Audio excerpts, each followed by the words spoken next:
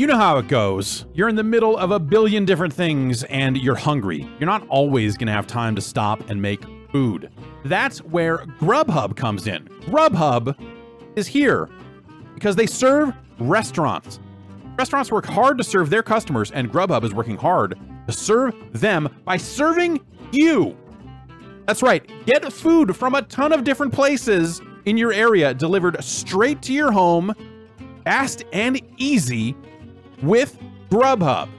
And hey, today, Grubhub is doing a little extra to serve Panera. Get a free delivery perk on your first order from Panera of $15 or more.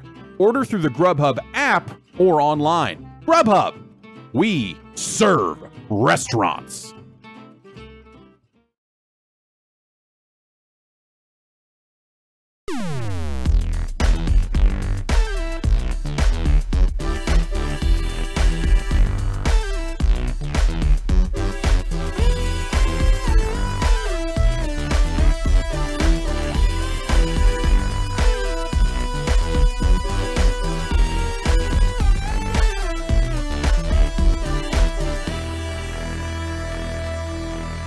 It's the Giant Bombcast. It's still August. But by the time you listen to this, maybe it won't be. Jesus. I know. Oh. I don't want to think The about odds that. are in favor that by the time anyone listens to this, it will be September. To which I say, that means. yes, we all get to sing Wake Me Up Before September Ends, the official song of September. Oh. Oh, man. yeah. Hey. Oh. Yay! Where my head was at, but I was thinking more fall is coming. All Yeah, out, We no, know boy. what that is, but you know. Mhm. That'd be Yeah. fall would be nice as well. Anything that would bring about an end to the mosquito attack I have apparently moved into. Got bugs now. Sorry.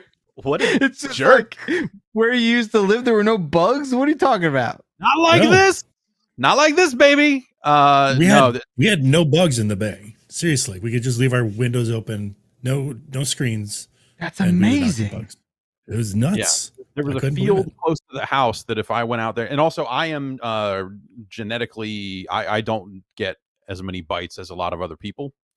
The pH of my, it's like a lifelong. By poisoning my own system, I have made it unattractive to vermin. Yeah. Mm.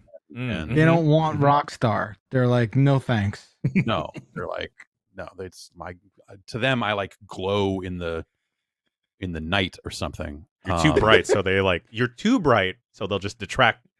Exactly. They don't want any fucking part of this. Mm. Don't want any fucking part of this. My wife gets ripped up, and apparently pregnant women get ripped up a little bit more than average on top of that. So she is getting quintuple destroyed by Well, bugs. you're getting bitten for two now. Yeah. Yeah. When you buy a house, you have inspectors go through, and the inspectors found a lot of things like, hey, this sink drain is slow and this toilet doesn't flush reliably. And there's And this someone weird did hole. something to this toilet that we won't speak Well, of because The inspector did that, honestly. The inspector did not find things like, hey, there are holes in the window screens that bugs might get through, which, Screens are again, overrated. screens, it's kind of like whatever, you just get them replaced. But also then you call up the screen man and he says like, I Screen can't make it out man. for the 11th. And I say, man, I'm going to forget that appointment. Screen.com. Yeah. And he's going to get her. And there's a shortage of screens too, as we all know. Is there? It seems like, I don't know. There seems to be a shortage of Probably. everything. Yeah, it probably is. Probably. truck is on a boat in the Panama Canal, stuck sideways.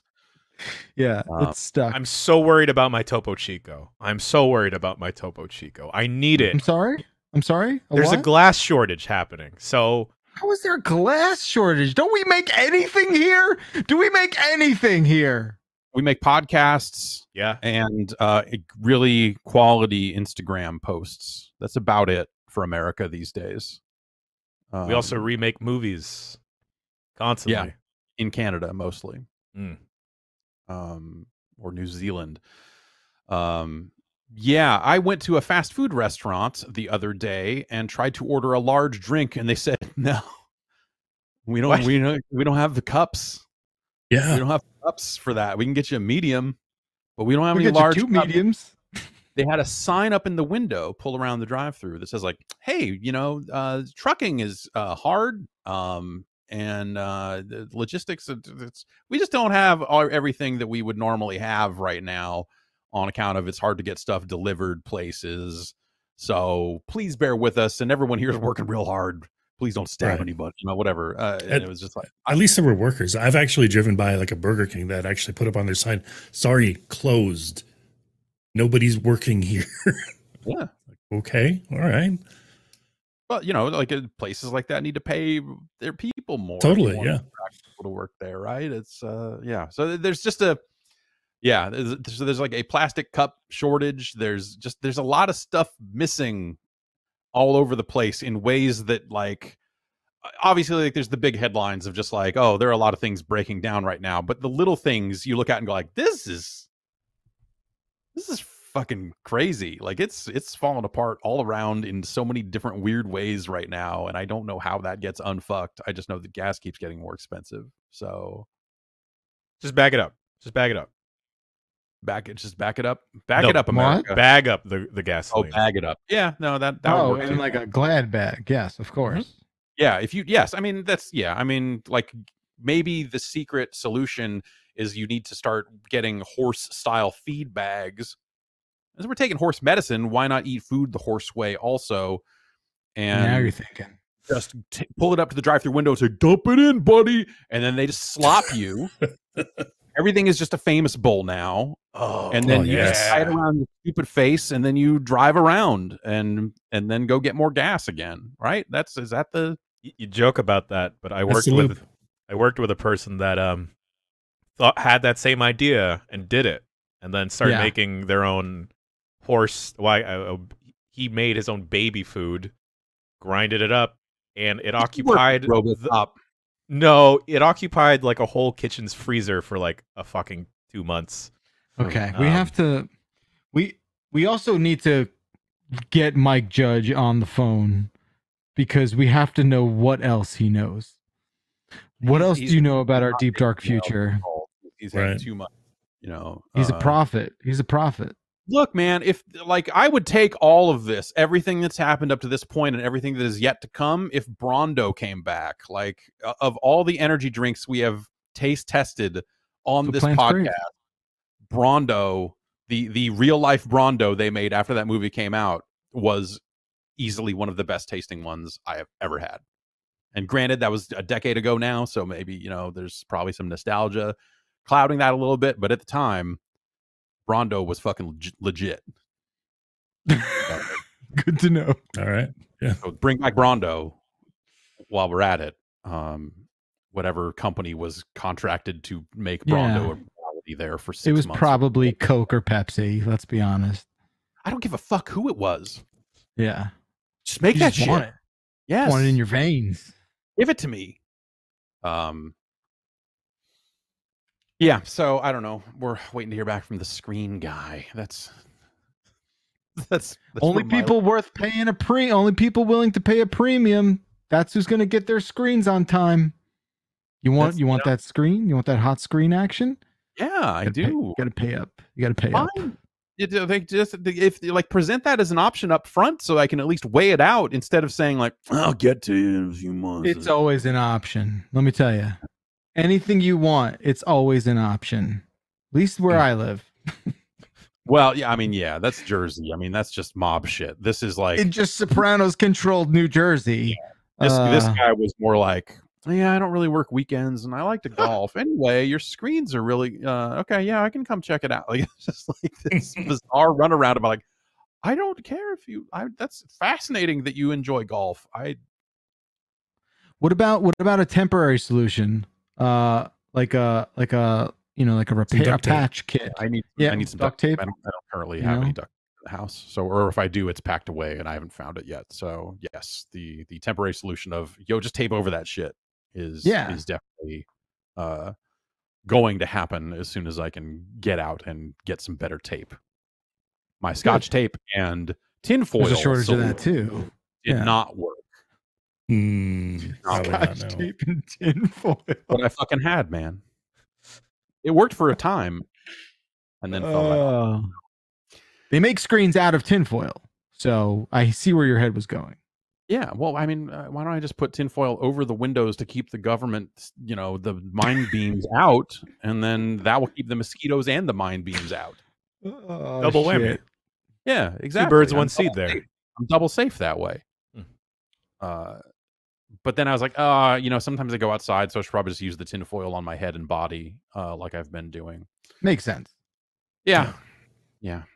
You want to talk about video games? I played the music. We have to now. Okay, by law. Oh, yeah. Going back. By laws and by the bylaws, we are now contractually obligated to speak about video games.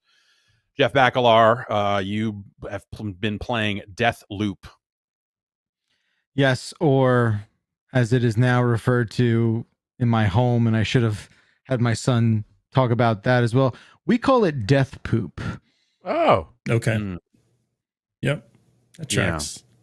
Does not skids mean that's a bad game by any stretch. It's just a funny word that we've concocted. I like that discourse on the internet has become such that you have to clarify that. And I'm glad that you did, because in the back of my head, I'm like, some fucking jackoff's gonna be like, you call it Death Poop. They don't even like it. Have you even played Death Poop? I live Death Poop. I continue to enjoy that game a great deal. We did a couple. We showed off what we were allowed to show off of that game. A grand total of 15 minutes of a very specific slice of a very specific moment of a very specific part of that game.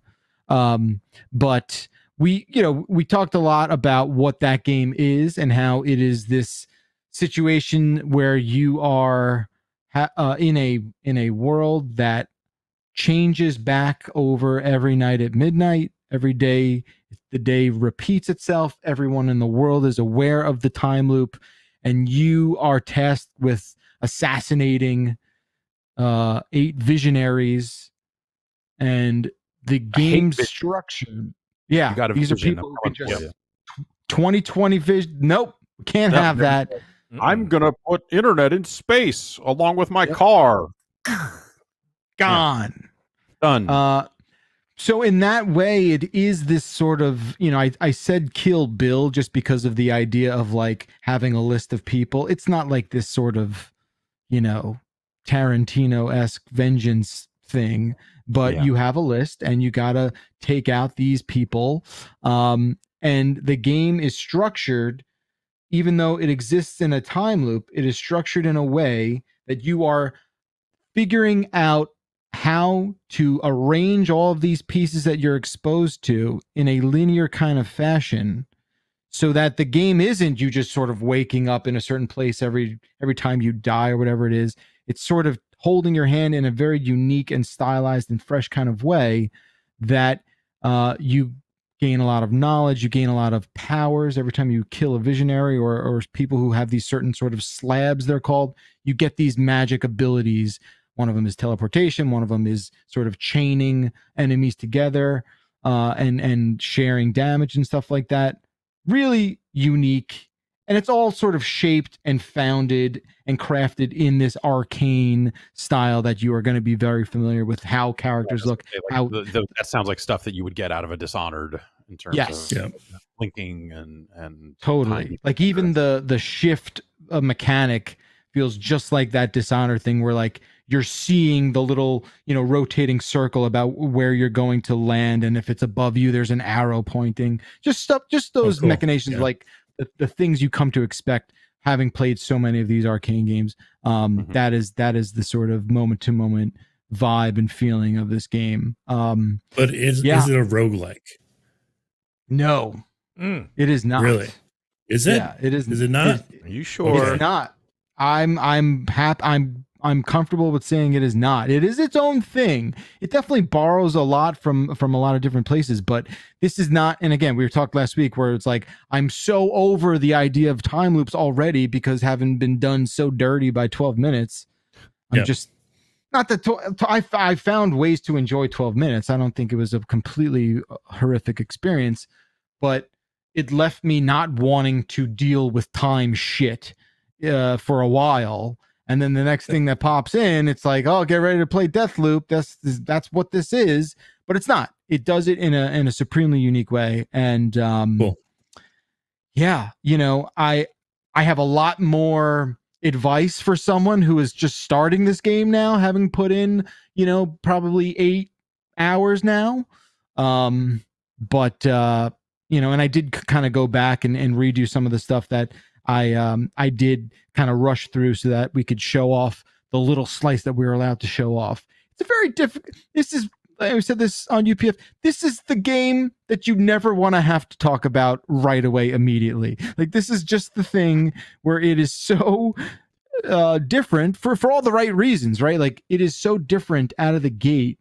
And having to wrap your mind around what the game is trying to do, because the game itself struggles in conveying that message too. It is not an easy thing. You're bombarded with all kinds of things that you're just like, yeah, okay, is this thing that, you know, it's tough. Yeah, it seems very thick, especially up front when it comes to just like conveying. I think that's the thing when you think about a time loop game. If you go in just knowing like, this is a time loop thing, it then becomes like, okay, what do I need to care about? Do I care about nothing because this is all going to happen again and me fucking up is just part of it and I will get better on the next loop? Or wait, does all of this matter and I need to take everything seriously? Because I've definitely been like, oh, well, you know, I've definitely had situations like that where it's been like, I'm going to have to do this again anyway. So let's just run in and see how far we can get and die and leave with knowledge. I think some advice I'll just throw out there that's very generalized, but I believe it even up till now is just trust this game a little bit and trust that it will kind of, it's not going to do you wrong out of the gate. You just have to almost pay more attention. I mean, look, part of this game is putting titles in the environment and sort of, you know, basically being like, don't talk to that guy or don't go in this, you know, vent. But then there is also, outside of the narrative-based stuff, there is just sort of like quality of life advice that the game will sort of say to you and be like, hey, don't play this game like you're never going to be here again, because you will. You'll have all the opportunity in the world to see this area again. And that's the cool thing, is that the game, every map that you visit in this game is gated in a sort of, you know, way that you wouldn't need to explore a certain area until you realize like, oh, I didn't realize there is this thing in this area. I can now explore this, and it makes sense and meshes along with the, you know, with the kind of like structuring that they're trying to lay out for you. It does feel experimental in a really kind of satisfying way, especially if you are just looking for something that's just fucking different and new. Like I am able to scratch that itch with this game for sure. And I think that's probably the biggest reason why I like it so much. And it's a weird, funky world. It's a strange place that they've created for sure. Do they give you like you know, you're going after these targets, these visionaries, like, do they do a good job of setting up who these people are, why they matter, or like, do they give them enough personality to where you feel like, because that you mentioned Kill Bill, and the thing I keep thinking about is like all of those targets had a thing and they fleshed it out a little bit and made, and you know, varying degrees, but like, do they make these characters feel human in a way that makes them feel like fully fleshed out, or is it just like, I'm the sword man, I'm double gun dude, I'm they Purple just have, Viper, yeah, like right, or do they just, you know, do they feel like they have like meaningful personalities? So without flirting too much with what they don't want to talk about, us talking about, part of understanding everything is going through the sort of linear aspect of what this game is. And as you do that, I think a lot of those questions get answered. Okay. So, you know, I have not felt a deep sense of absence with that kind of exposition. But you know, people will play this game in different ways. So, you know, for the first sort of 5-hour playthrough that I did, I failed a mission that the game was very much like, do this. Do it right now. And you're just like, all right, well, I'm trying to review this game, so stop talking to me like that, game. I need to play this thing and get to this spot. So, oh, okay. So we have another visitor again. We're talking about Death Poop. And you know, I think in Death Poop. Yeah, I think like I wish I did that thing, haven't gone back and did that again and realized like, oh, this is what you know you need to do. Please don't push that while I'm here, buddy. Thank you. Let me see.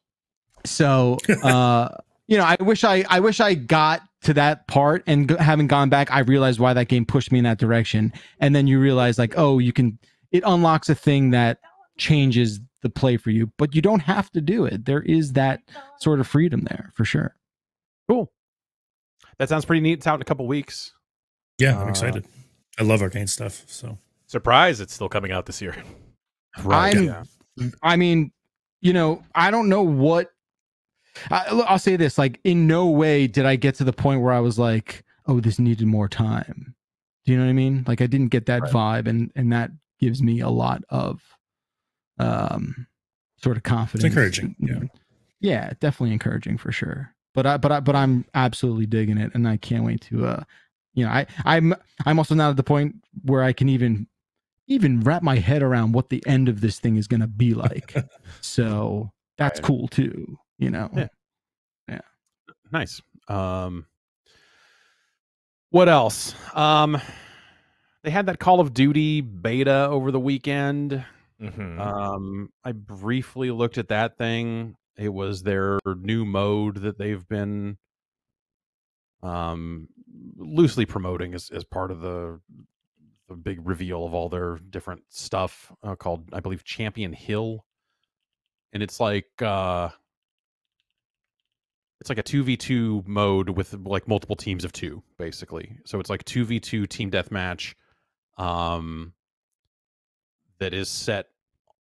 So it's a map with a hub in the middle where occasionally all players will be there to make purchases, like a Counter-Strike match or something, where you're like, oh, or like Warzone or something. Like, I'm going to run into this station. I'm going to buy a different gun. I'm going to buy this perk. I'm going to buy some additional armor, whatever. And you don't fight in that zone. And then a timer will tick down, and it will take basically the list of teams, 7 teams, however many teams it is. I want to say there was 6 or 7, somewhere in the neighborhood of 7 or 8, somewhere in that zone. It will take 2 teams, match them up, and say, okay, go fight. And all the teams go off into different spokes of the map, where you've got like, oh, here's one area. They don't really intermingle, but you're just like, oh, here's these smaller areas where you can have these 2v2 fights. And you have a certain number of respawns before your team is eliminated. You can earn them by taking them from other players, from other teams, that sort of stuff. And so you just kind of fight for a while, and then whatever happens. You lose lives, you gain lives, and whatever. And then you warp off to the next round, and then you're either spawned into another area against a different team, or sometimes you'll end up with another buy round where you take the money you've earned by playing and go back in and spend your money on upgrades and that sort of stuff. It's a neat idea. At the same time, it feels like someone just like almost like a Calvin Ball situation or whatever, where just someone sat down and said like, we're just going to throw a bunch of rules onto this. It's like, here's like, it's got a gimmick match vibe to it in a way. But at the same time, it occasionally feels like the old mod, like Rocket Arena or something like that, where you're kind of warping off to different spots to do things, and it's round based and all this other stuff. It's like it feels hacky in a way. It feels like someone looked at the engine, looked at the tech, and said like, I'm going to build this cool mod for this game. And in some ways that's really neat, and in some ways it's like it feels a little janky, or the flow of it feels off. Like if there's an odd number of teams, so I ran into a situation where there was an odd number of teams, at least I think that's what happened. And so I had a buy round where all of the players were back in the center buying upgrades. And then when everyone warped off, we warped back to the center, and it said bonus buy round. And you're like, I just spent all my money. Round. It's not like I have more money to buy stuff with. There's just no one for me to match up with because there was an odd number of teams or whatever. So we kind of got to buy. And that's a little funky. But like the movement and all that other stuff, like you see the Modern Warfare stuff in there in terms of like mounting on doors and all that sort of stuff is in there. The weapons have a ton of like upgrades that kind of seem ridiculous in the context of a World War II game. Oh, I am no historian, so maybe this stuff existed in some way, shape, and form, but like you can basically, even in match, you can just hit right on the D-pad to spend money on an upgrade for your gun. And so your gun will just kind of tier up as you go. And suddenly it's just like, okay, now I've got this red dot sight on this thing, and I've got this, and I've got that, and I've got that. And it has the bonus effect of the guns don't feel super old and useless compared to like, a modern warfare or like a more modern setting of weaponry. But they just look kind of goofy. Once you've attached like 9 different attachments to one of these guns, just like, what the fuck am I even looking at? So I don't know, like the mode itself I'm not too crazy about. It seems okay, but the core of it in terms of moving and shooting, you know what it is. They made themselves a Call of Duty game. I guess. Why do you think the reason? I mean, obviously that's like a new mode, and that's the sort of thing that maybe they want to lead off with the preview and whatnot. I just wonder if you think that colors your sort of impression of like what else that game is going to be, or is it just like you said, these sort of like add-on modded kind of approaches at what really worked for them the last Modern Warfare game, not I think this will be Black weird Ops, because but like these maps seem custom made for this mode, mm-hmm. Because the individual spokes would be too small for a full Call of Duty match, and they aren't, but the whole thing would be too big for a full Call of Duty match, and the flow of it might not make sense. I don't know, maybe they do connect up and they try and use them as regular maps, but I believe I'd have to go back and see what they said. I want to say they said, hey, there are going to be 4 maps for Champion Hill at launch and 20 maps overall, or something like that. But I would have to go back and double check on that. I don't know. That's the conundrum I think of Call of Duty is like I simultaneously want. I think, and a lot of players I think are in the same boat. Like you want something new, but at the end of the day, you know which modes you like and don't like. And for me, like this mode is generally fine because it is not an objective based mode. Like I don't want to carry bombs. I don't want to deliver them to targets. Domination is okay, but that's kind of where my love of that style of mode stops. I don't want search and destroy. I don't want, like, all the other stuff they have tried going all the way back to the roots of the current Call of Duty thing, they have had those modes. And there are players who like that stuff. At the end of the day, I think I just want team deathmatch and kill confirmed and I guess domination and maybe like one other mode depending on what else they come up with. So for me, it's more about new maps.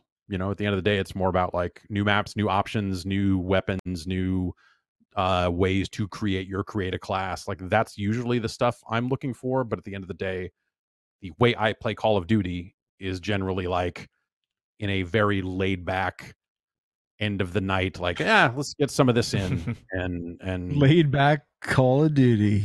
Yeah, just shoot some guns, whatever. Look, even before they introduced Warzone, right, with the 2019 Modern Warfare, that game was doing something, and I think the thing it was doing was really like the free to play aspect of it, or at least the free DLC part of it, right? Mm-hmm. That was the thing where you were getting all the new maps, you were getting everything for free, but then they battle passed it and did that whole sort of idea. I don't know if that's the thing that they were doing that got me hooked. Let's also keep in mind that the start of a worldwide pandemic began right as that game was starting to hit its stride. So, there's that to consider as well. Sure. But that, like, I know I've said it before, that was the game I played for a year. Like I played it until that new Black Ops game came out. So I'm just curious, like maybe that's lightning in a bottle, but I don't know. I want to know like how you try and emulate that and get that to the same place. Right. Think about the differences between Modern Warfare and Black Ops Cold War. Sure. In terms of like, so I'm with you where Modern Warfare, the reboot, I played that for a year. I played that, like I tapered off near the end of that year, but like I played more Call of Duty in that year of any Call of Duty than I'd played, probably even more than I played of Advanced Warfare, which is the last one I think I really, really, really loved. But like before that, Black Ops 2 and stuff like I played, and part of it is, like you're getting those maps for free. So usually I would buy the season pass, and then by the time they were coming around with the 4th set of maps, I was just like, well, I don't even care. Yeah. Like whatever. Bounce off. Yeah. Like great, fine. And I was just finished with it. So having those maps free probably helped, but also that I think was a damn good game. It looked good. It sounded good. They finally like had that audio pass that franchise has needed for a long time. And, it was just a fun game to play with cool options. And I really like the maps in that game. I think that's probably the difference, because Black Ops Cold War did largely the same thing. They definitely were in the shadow of Modern Warfare when it came to, okay, all this DLC is going to be free and you can buy characters, and hey, here's a bunch of battle passes and all this other stuff. But halfway through the year, if not less, I was done with that game. I checked in on it here and there, just like when they would drop new stuff, since it was like free and I still had it installed. I'm like, yeah, I don't know. Let's go look and see what this is. Like, oh, there's a mall now. Okay. That's cool. But that game was not sticky in the same way that Modern Warfare was. And I don't quite know why. I can't quite tell you what but I guess like I liked the new stuff in Modern Warfare, which I guess is somewhat controversial, like the double sprint and mounting on things. Like even if I didn't do them all the time, it was a neat option to have. And I think that game just felt great. And maybe it was just Black Ops Cold War running on older tech that they had kind of tiered up to run on the new consoles. Maybe that just shined through in a way that isn't always immediately obvious or something. But even in the beta, I knew in the beta, like when the beta came out right away, I was just like, this is I remember playing with my friends and being like, this is a weird step back. It just is.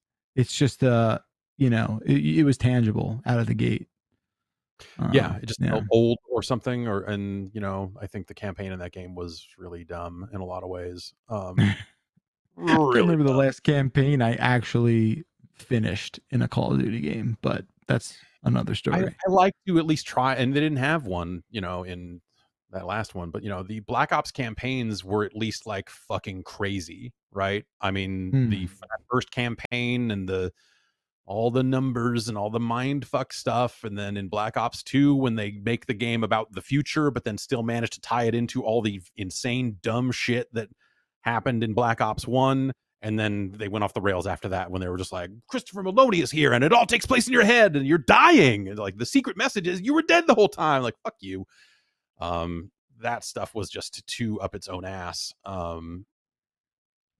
Anyway, so I at least like I like that the Black Ops campaigns are at least like trying to do something fucking insane, even if they don't always hit. Yeah, so I don't know, like this game, like everything they've said about the campaign, that stuff they showed, during the Gamescom opening night live, they showed that campaign chunk, and the big thing there looked like they played a lot of Uncharted. Yeah, like, we could do a bowling building as well, and that's cool. I mean, it was a visually impressive set piece and all that other stuff, and you're like, that's neat, but nothing about what they've said about that game and the campaign and the setting of it and all the other stuff sounds like especially engaging out of the gate. Whereas like the first showing for the Modern Warfare campaign, I already was like, yeah, no, I want to see this, even though they're like doing all the tugging at the heartstrings, like little kids stuff, and in a very like in a somewhat pandering way. Like there's still enough here that like I want to see what this is going to be. Whereas like the stuff they've shown with this stuff is not has not really stuck out. So I don't know, this Champion Hill thing, like it seems neat. It just seems a little gimmicky in a way that I'm like, is this something people are really going to get like hardcore into, at least 2v2 v2 v2 v2 thing? Like I don't know, maybe, but it doesn't feel like it's a main chunk of the game. It feels like something that's a little off to the side, in the way that zombies used to feel or something. But hey, I guess zombies is super popular, so why not? Yeah, it is. So why not? And of course, Activision is, I can't, I don't know, like, is there some aspect of this that is colored by just everything that's happening with Activision? I mean, there's more news about them that we'll get to a little later on, but like, that company seems, for as bad as it has seemed for a while, it sure seems extra bad, or bad in a way that is now being attempted to be proved by the state of California, as opposed to just like, oh, I heard from someone who used to work at this studio that it sucks to work there, or whatever, the anecdotal stuff. So I don't know. I played a little No More Heroes 3. I know, Jason, you've picked that up as well. Yeah, I played a little bit more. Yeah, I played some this morning as well, so I got a little bit farther. But how far are you at? Just where you were? I've not played UBF. Like, yeah, I kind of got up to that. That's like, feels like the end of the tutorial. Yeah, I actually want to spend more time with it. Yeah. So I'd fought my first boss, which was an ordeal. But once you're past that, they kind of explain the storyline to you in a huge info dump over the course of like 3 different cutscenes. I swear I was sitting there for about 20-30 minutes with these like really stylized, fucking Suda, 51 flavored cutscenes. So they're wild and crazy, but there was a lot going on. The first guy that you beat is actually number 10 on the like universal ranking chart or something. Awesome. So you knock him off, and then you're in this tournament type thing. You've got to earn money between missions or between contests, as it were, doing menial jobs, mowing lawns, which is menial and not really all that fun. But hey, that's No More Heroes. Not to say that the entire game is not that fun, but there are definitely bright shining moments that I'm having fun with the combat. But yeah, there's still those odd jobs that you've got to do I feel like to earn money. To truly enjoy No More Heroes, you have to be up for that shit to a certain extent, because that game meanders with a lot of that side stuff. And yeah, I think it's a game I traditionally have admired from a distance, as opposed to getting super, super into. As much as I like the first one, we talked about a little bit on UPF, but it was just like the second game, I was not really looking for more of that at that time. And, it was like, okay, that's cool that they made it. And then Travis Strikes Back, the top down thing, or that was a departure. But this certainly seems this is kind of a return to form, I guess. In that, yeah, it's the same formula as the first one for the most part. I'm real hot and cold with it. Like, when it's on, it's on. And I'm like, fuck yeah, that is cool. But then it gets to other parts that I'm not interested in. And I'm really like, why am I playing this? I'm not quite sure. I don't know that I need this in my life right now, but yeah, it's been, I don't know, shit's been happening. Like it's serious stakes. People are getting hurt and almost dying and stuff. And, all right. That's rough this stuff. Bad guy seems real bad. Oh yeah, you're weird. Yes. Yeah, God, the whole foo. The entire setup for that, and foo and everything is and ridiculous. Voice did not sit well with me. I just want to reiterate that was no. I love you, Bacalar. No, that's just not what I. No, it was like you wanted him to sound like maybe Meatwad or something, and then something else came out. And that broke my brain a little bit, if we're being honest. Right. Yeah. Good weird voice choice for that whole thing. Yeah, it's rough, man. Like that game, yeah, I think that's like part and parcel with the No More Heroes experience, right? Is there's parts of it where you're just like, what the fuck am I doing? But ideally, those things feel like the right kind of dumb, or whatever you want to call it, in terms of just like, well, they're making a very particular thing here, and I can at least appreciate just how bonkers it is that this is in this game. But at some point, that crosses a line, and you're like, all right, exactly. Yeah, these jokes are not that funny, or not funny enough to justify me, mowing lawns for this long or whatever. You think I need to play like the previous No More Heroes before dipping into this, or you just jump right in? So I don't know anything about what happened in 2, and my memory of 1 is kind of a haze at this point. So other than like, oh yeah, you're fighting to get to the top of a list, just like in 3. So like that's a good kind of touchstone sort of thing. I have seen multiple people say that this is a decent jumping on point. Okay. Or that they've done a good job of making it feel self-contained in a way that you don't necessarily have to have a ton of familiarity with the previous games to get something out of it. Yeah, and it's apparently the last one of these, which we'll get into when we get into the news. Trilogy.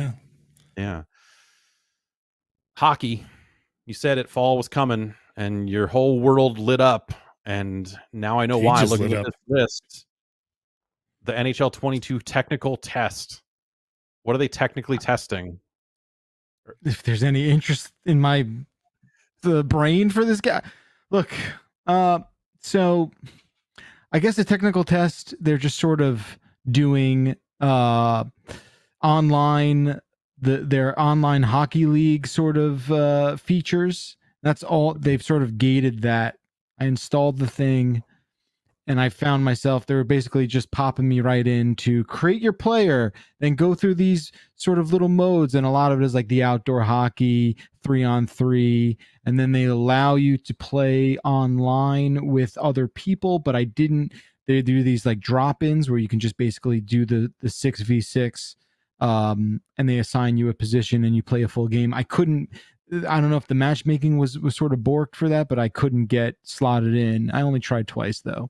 I did play a bunch of that 3-on-3 stuff because for me, like people who love the online league stuff, like I feel like they are always well served. A lot of the focus and iterative sort of improvements that they make in that game are focused on that. So I have every reason to believe those people are going to be happy with what happens here. For me, I am all about like, how's the hockey? Did they do the hockey? How's the ice? Is the hockey, or is it just like weird fucking, I don't know what I would call what exists as hockey in that franchise.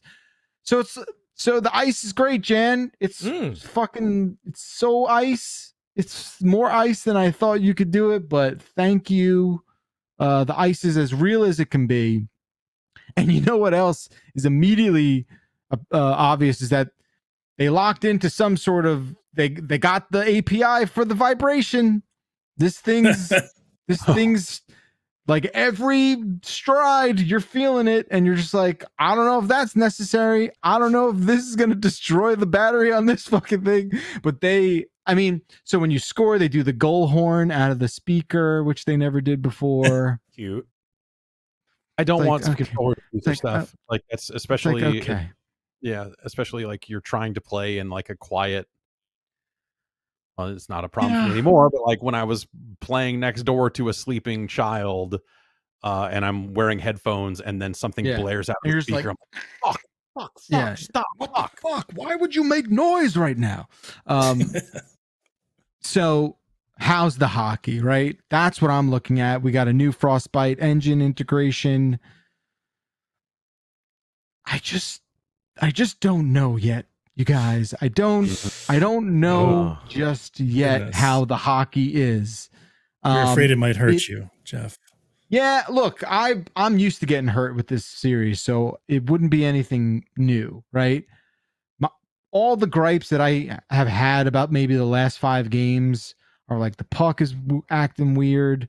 There's tons of strange shit that never happens in real hockey that just finds its way into this game. And, a lot of that was just like, hey, don't worry, man. we're gonna fucking put this on Frostbite. It's gonna be sick. You're gonna like it. Look, and that's not coming from them. That's just like sort of what this community had sort of hitched their wagon to. And I just don't know yet. A lot of it feels similar to what I'm used to. I can tell there's maybe a little bit more fluidity to, like, it doesn't feel as mushy. There's definitely a certain sense of precision that feels like that's kind of been enhanced in a way that skating, maneuvering, because you would have guys skate. Like when you skate, the thing about playing hockey is that it's not like soccer or basketball where you just fucking run to the thing.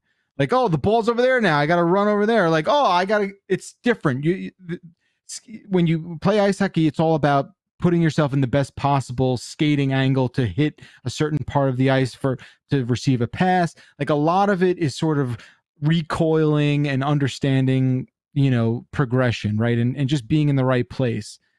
And and that idea of realistic ice hockey directly conflicted with what EA's sort of product was in the game, in my opinion, because it just didn't mesh well with that methodology. Like it devolved into this arcadey thing where people were just like, oh, I can just, act inhuman and do the thing. So that's the thing that I'd been yearning for. And I think maybe there's shades of it here where the skating feels a lot more natural. And there are, like, I am seeing bits and pieces that appear interesting to me. Like, oh, maybe that'll, pay off in the long run of like how you can accept the pass in a certain way. You still like people would shoot backhands in an unrealistic way that would just break your brain. If you ever watched the hockey game, you're like, no one shoots like that. That would be like, like it just didn't make any sense if you ever had seen a hockey game. Anyway, I'm cautiously optimistic. I think there's enough there that has me intrigued enough to kind of see it through when the final game comes out and maybe give it another shot, because that's, like I said, that's the thing that I want. I want to do the playoff mode. I want to do like own a franchise mode. I want to go through all those things. I want to have and above all else, I want the hockey simulation thing to be the best part of the game. Like that is what I'm selfishly concerned with. So, I mean, the part where you play a video game should be the best part of a video game. Like, ideally, the idea. That's what I want. The menus for your franchise are really good, and we, like that stuff's cool. I know people like that shit, but like if you get on the ice and it doesn't feel right, it's all for nothing. Totally. It's just There's total waste. There is a laundry list of things that just found their way in that, like they just stayed in that game year after year on a level that I cannot even put into words. Like, how is this still in this game? A lot of these sort of quality of life things or just straight up bugs or exploits or just things that should not be there. They found themselves, they showed up every goddamn year. And, some of that stuff I think has a lot to do with like how you balance the stick handling aspect of the game and shooting. I know that's like a really difficult nut to crack. Yeah, because like people want to hit the button and shoot the puck. They don't want to hit the button and have an animation go like, well, this is an unrealistic spot for me to do this backhand, so I've got to do this to make it look real or feel real. Like no one wants that. Like you've got to be able to account for just like responsive inputs. 100%. 100%. How do you feel now? How do you feel now? It's been, I guess, a little over 10 years since there's been an NHL 2K game. How does that strike you? Do you feel that this is a lot of this is because there is only one NHL game on the market and zero sense of competition, or was 2K's game so bad? I can't. I'm trying to remember what it was at that time, but like it just wasn't had selling like a good hockey. But also, was it terrible? I'm trying to remember. I want to say, and I could be off by maybe 2 years, give or take, but I want to say like 2K5 through 8 were really good. Maybe it was before that. Maybe it was like 2K3 to 6. But there was 9 was the last one that came out on current consoles. They did 2K10 that, if I'm looking at this right, was only for Wii and phones. There was definitely a solid stretch that was really good where I was choosing that brand of hockey over EA. And I remember being like a 2 to 3 year period where I was like, this is the better game. Yeah. At least for me, right? And I think they were, I think there was like a general shift for a temporary, as it were, but but to answer your question, like absolutely not having that competition, it sucks. Definitely want to see what else what other team could put together for hockey in 2021. Definitely. I think it's even if it's the arcaded version of it, like let's see it. There's such a dearth of hockey stuff, like and everything that's sort of, oh, are you kidding? Another hits that what I would do for that, right? So it's definitely missing. But I realize that's the same for a lot of the big sports. And yes, I said big sports because that's what hockey's a part of, the big sports. I feel like it used to be. I appreciate you asking me even for my opinion on NHL. That means a lot. So thank you. But yeah. Big sport, I don't know. Like what qualifies a big sport anymore? It's really just football and other football. It's just football and Fortnite. So basketball's like the big one. Oh, sorry. Yes, you're right. Basketball. It's football, and basketball. Yep. And that's kind of it, man. I don't feel like baseball. Like baseball feels like it's just on that hockey trajectory of don't say that on real television networks, and now it's like this is on the regional sports networks, and now it's like, we got a deal, but it's like, I don't know, we're putting games on YouTube, and you're like, all right, this is my fault. I backed myself into this. You really did. But hockey continues to make plenty of money. I don't think it's a big problem. I'm not worried about it. I'm not saying that they're broke. I mean, it's still, they're still putting on big money, big hockey. But, there's big hockey. It's big hockey. I mean, it's no monster truck pull, but what are you going to do? Fuga, Melodies of Steel, or is it Fuga? I think it's Fuga. Okay. I know we're all experiencing war fatigue, right? Vanguard's coming out, World War II. Oh, no, World War II. We've seen that war before. CyberConnect 2 has figured out a way to make war palatable. And what they have done is to make a giant tank and also to make everyone cats and dogs. Great. What? Yes. I'm sold. If there's one company I can trust to make quality video game product, CyberConnect 2. Fuga Melodies of Steel, I think, is God, I don't want to say that it is this year's 13 Sentinels Aegis Rim, but boy howdy, is this a game that appeals to me and is checking off all my boxes and maybe created a box for like furry people, and I'm scared of what it might awaken in me. But anyway, it is a turn-based video game where you and 5 of your other cat furry friends are in a giant tank, and it's a turn-based game. But instead of sharing, tank, and it's cramped in there. It's actually not very a lot of cramped room in to there. Move. It's Who knows where a hand might end up? Well, maybe not a hand, but like I never thought any of these letters were real until the following tail. Last summer. I was working as a cat boy in the tank battalion. So it's like a radio ghost is in the tank also. But instead of each unit having their own individual hit points, you're just sharing one giant health bar and like mana bar, SP bar of the tank, which is interesting. And you have 3 different attack positions, at least where I'm at in the game so far. I'm about like 2-3 hours in. And you have 3 different gunner positions. And then from those 3 positions, you have 3 different attacking classes. You have a cannon, a heavy grenade, and a machine gun. And it's turn-based combat, and it's you have a timeline at the very top of your screen that deals with the order of everything. And certain enemies, if you hit them with a specific weapon, you can delay their attacks, so you push them down the timeline. Or depending on how your character's going, if they're building up momentum, if they do specific skills, they wind up being faster, so they'll pop up on the timeline more often.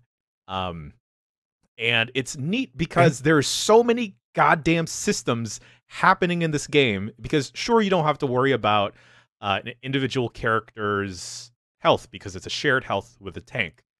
But if they are in the gunner position and they repeatedly keep getting hit, they can wind up suffering from status ailments. Like, oh, I'm way too scared to do this right now.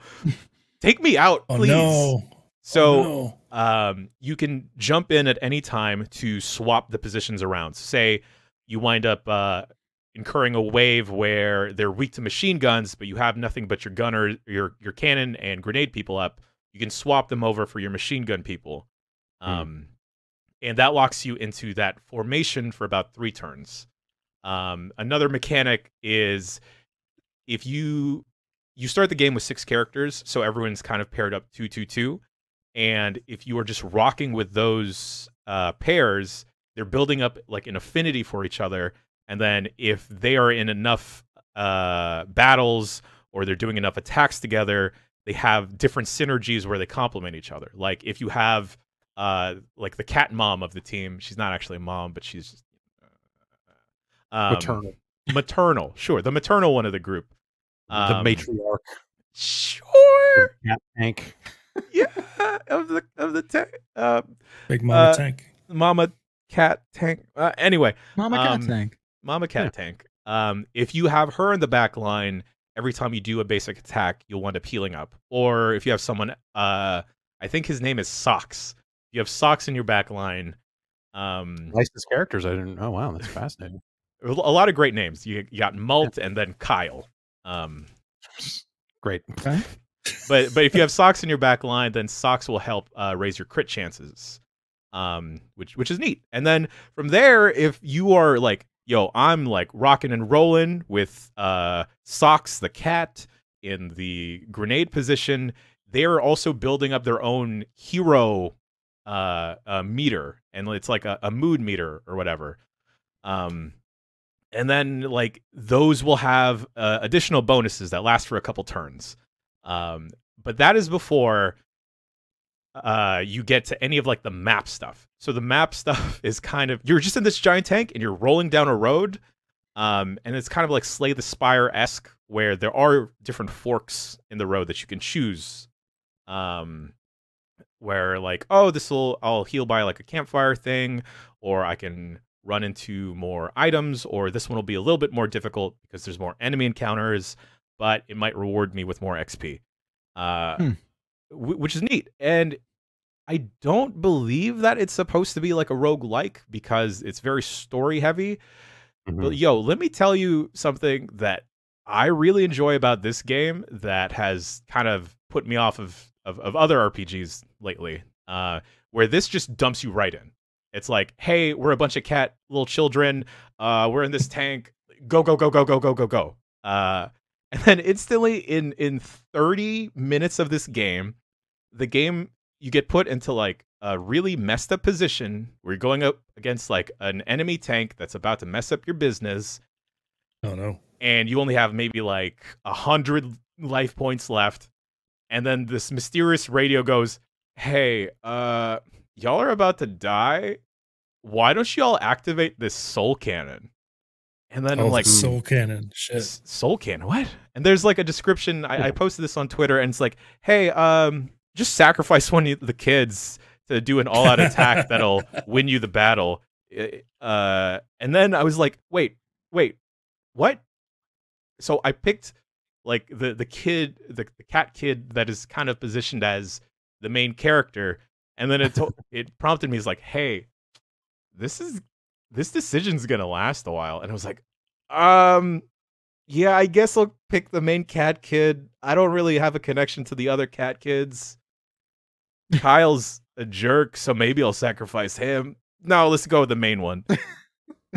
And then this kid this kid's soul gets consumed by the tank, and then his soul gets fired at this enemy army, and they get obliterated. And then I was like, wait, did I just lose this cat kid? Did you? So the game rolls it back and like, hey, all right, well, that's an example of what could happen if you fuck up. Which was like a neat tutorial. Man, don't fuck up, I guess. And then I was thinking, like, Jesus Christ, like, what if I lose all my cat kids by using the soul cannon? Yeah. And find more cat kids. That's exactly it, Jeff. Yeah. There's space when you pick your formation of stuff. There's like space for maybe like 16 more cat kids. All right. In the tank. That's a lot of shots. That's a lot of bullets. That's a lot of obliterating strikes. Yeah. And so if there's 16 in the tank, how many are in the stank? I've never had a cat, so I'm not qualified to answer this question. But I don't want to lose any of my cat children that I've now grown attached to. Who does? Yeah. Even Kyle, who you said was kind of a jerk. Kyle set up a fishing line that's actually pretty neat.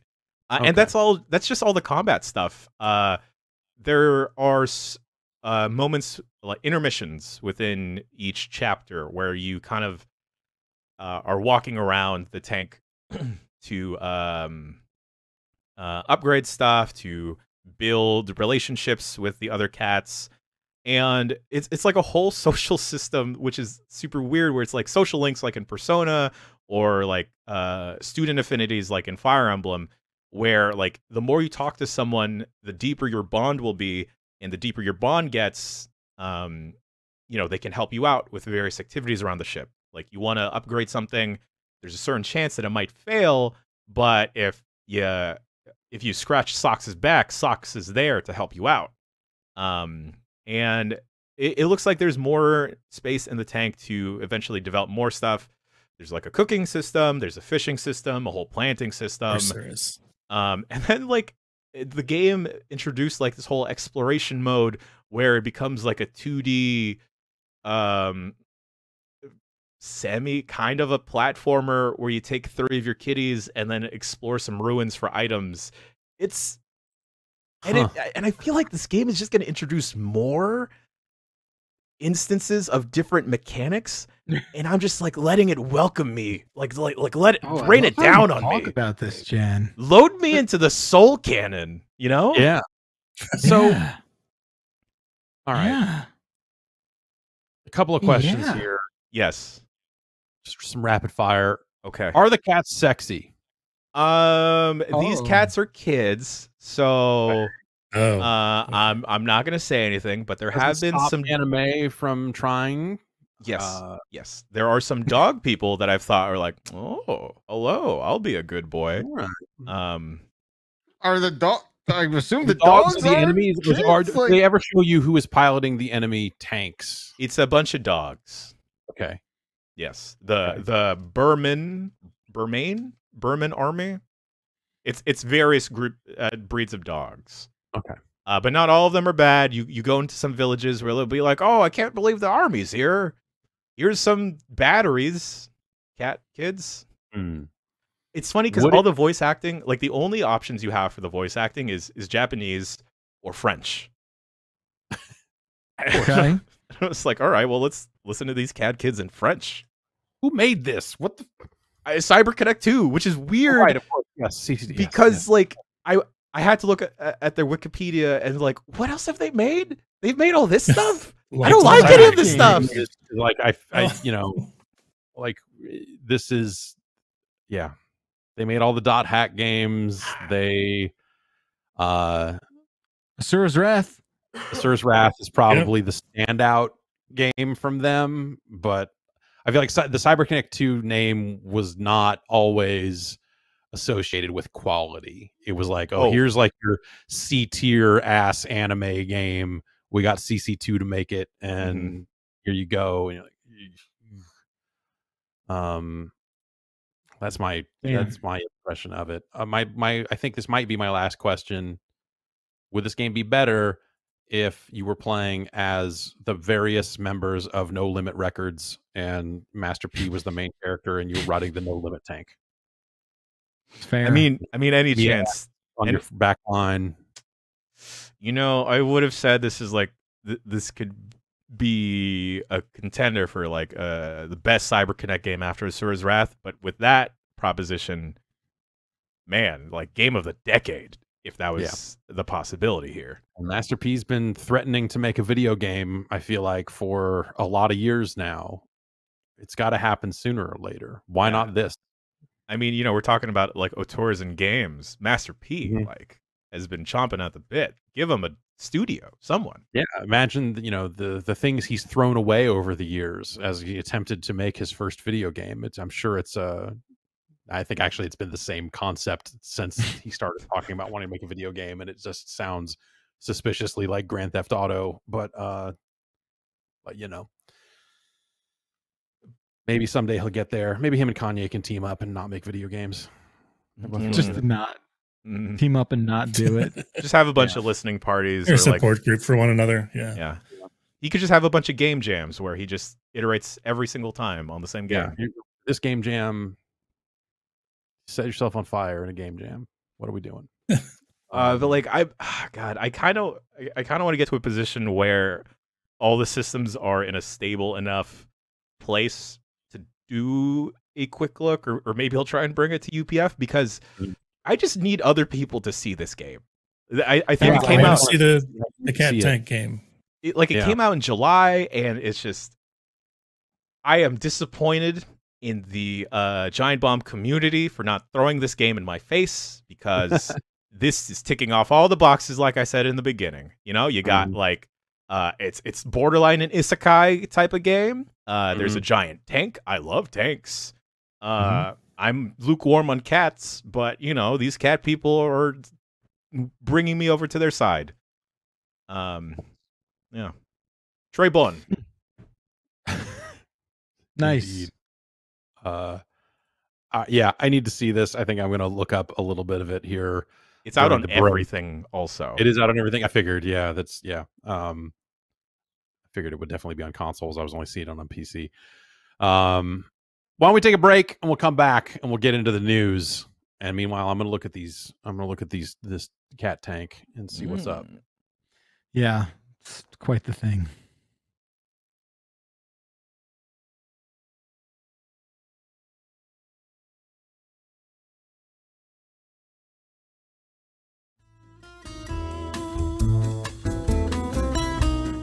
When was the last time you got rewarded for brushing your teeth? And I don't just mean with, you know, clean teeth, clean, healthy teeth. There's more. With Quip's smart electric toothbrush, good habits can earn you great perks like free products, gift cards, and more. That's right. The Quip Smart Brush for adults or kids, it connects to the Quip app via Bluetooth. So that will track when and how well you brush. You'll get some tips and coaching to help improve your habits. And you'll also earn points for daily brushing and bonus points for completing challenges like streaks. You can redeem those points for rewards like stuff, gift cards, discounts from Quip, and partners. Do you already have a Quip? You can upgrade it with a smart motor and keep the features you know and love. It's got sensitive sonic vibrations, a 2-minute timer with 30-second pulses for a guided clean. It's slim, lightweight, sleek, no wires or a bulky charger to weigh you down.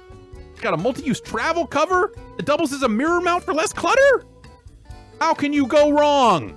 Oh wait, there's more. There's more. They've got toothpaste. I know, it's not just a toothbrush. They got mint, they got watermelon with anti-cavity ingredients for strong, healthy teeth. You looking for floss? Quip will hook you up with that floss. It expands to clean and comes in a refillable dispenser to reduce waste. Wow. And they've got mouthwash that's good for you and the planet. In addition to brush heads, Quip also delivers fresh floss, toothpaste, mouthwash, and gum refills every 3 months from $5. Shipping is free, so you can save money and skip the hustle and bustle of in-store shopping. Join over 5 million mouths who use Quip. That's a lot of mouths. And save hundreds compared to the other Bluetooth brushes. when you get a Quip Smart Brush for just $45. Whoa. Start getting rewards for brushing your teeth today. Go to getquip.com/bombcast right now to save $10 on a Quip Smart Electric Toothbrush. That's $10 off a smart electric toothbrush at getquip.com/bombcast. How do you spell it? It's a great question. GETQUIP.com/bombcast. Quip, the good habits company.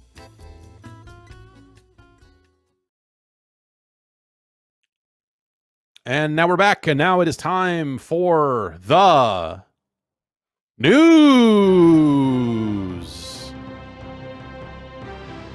I need to go over to this other browser tab.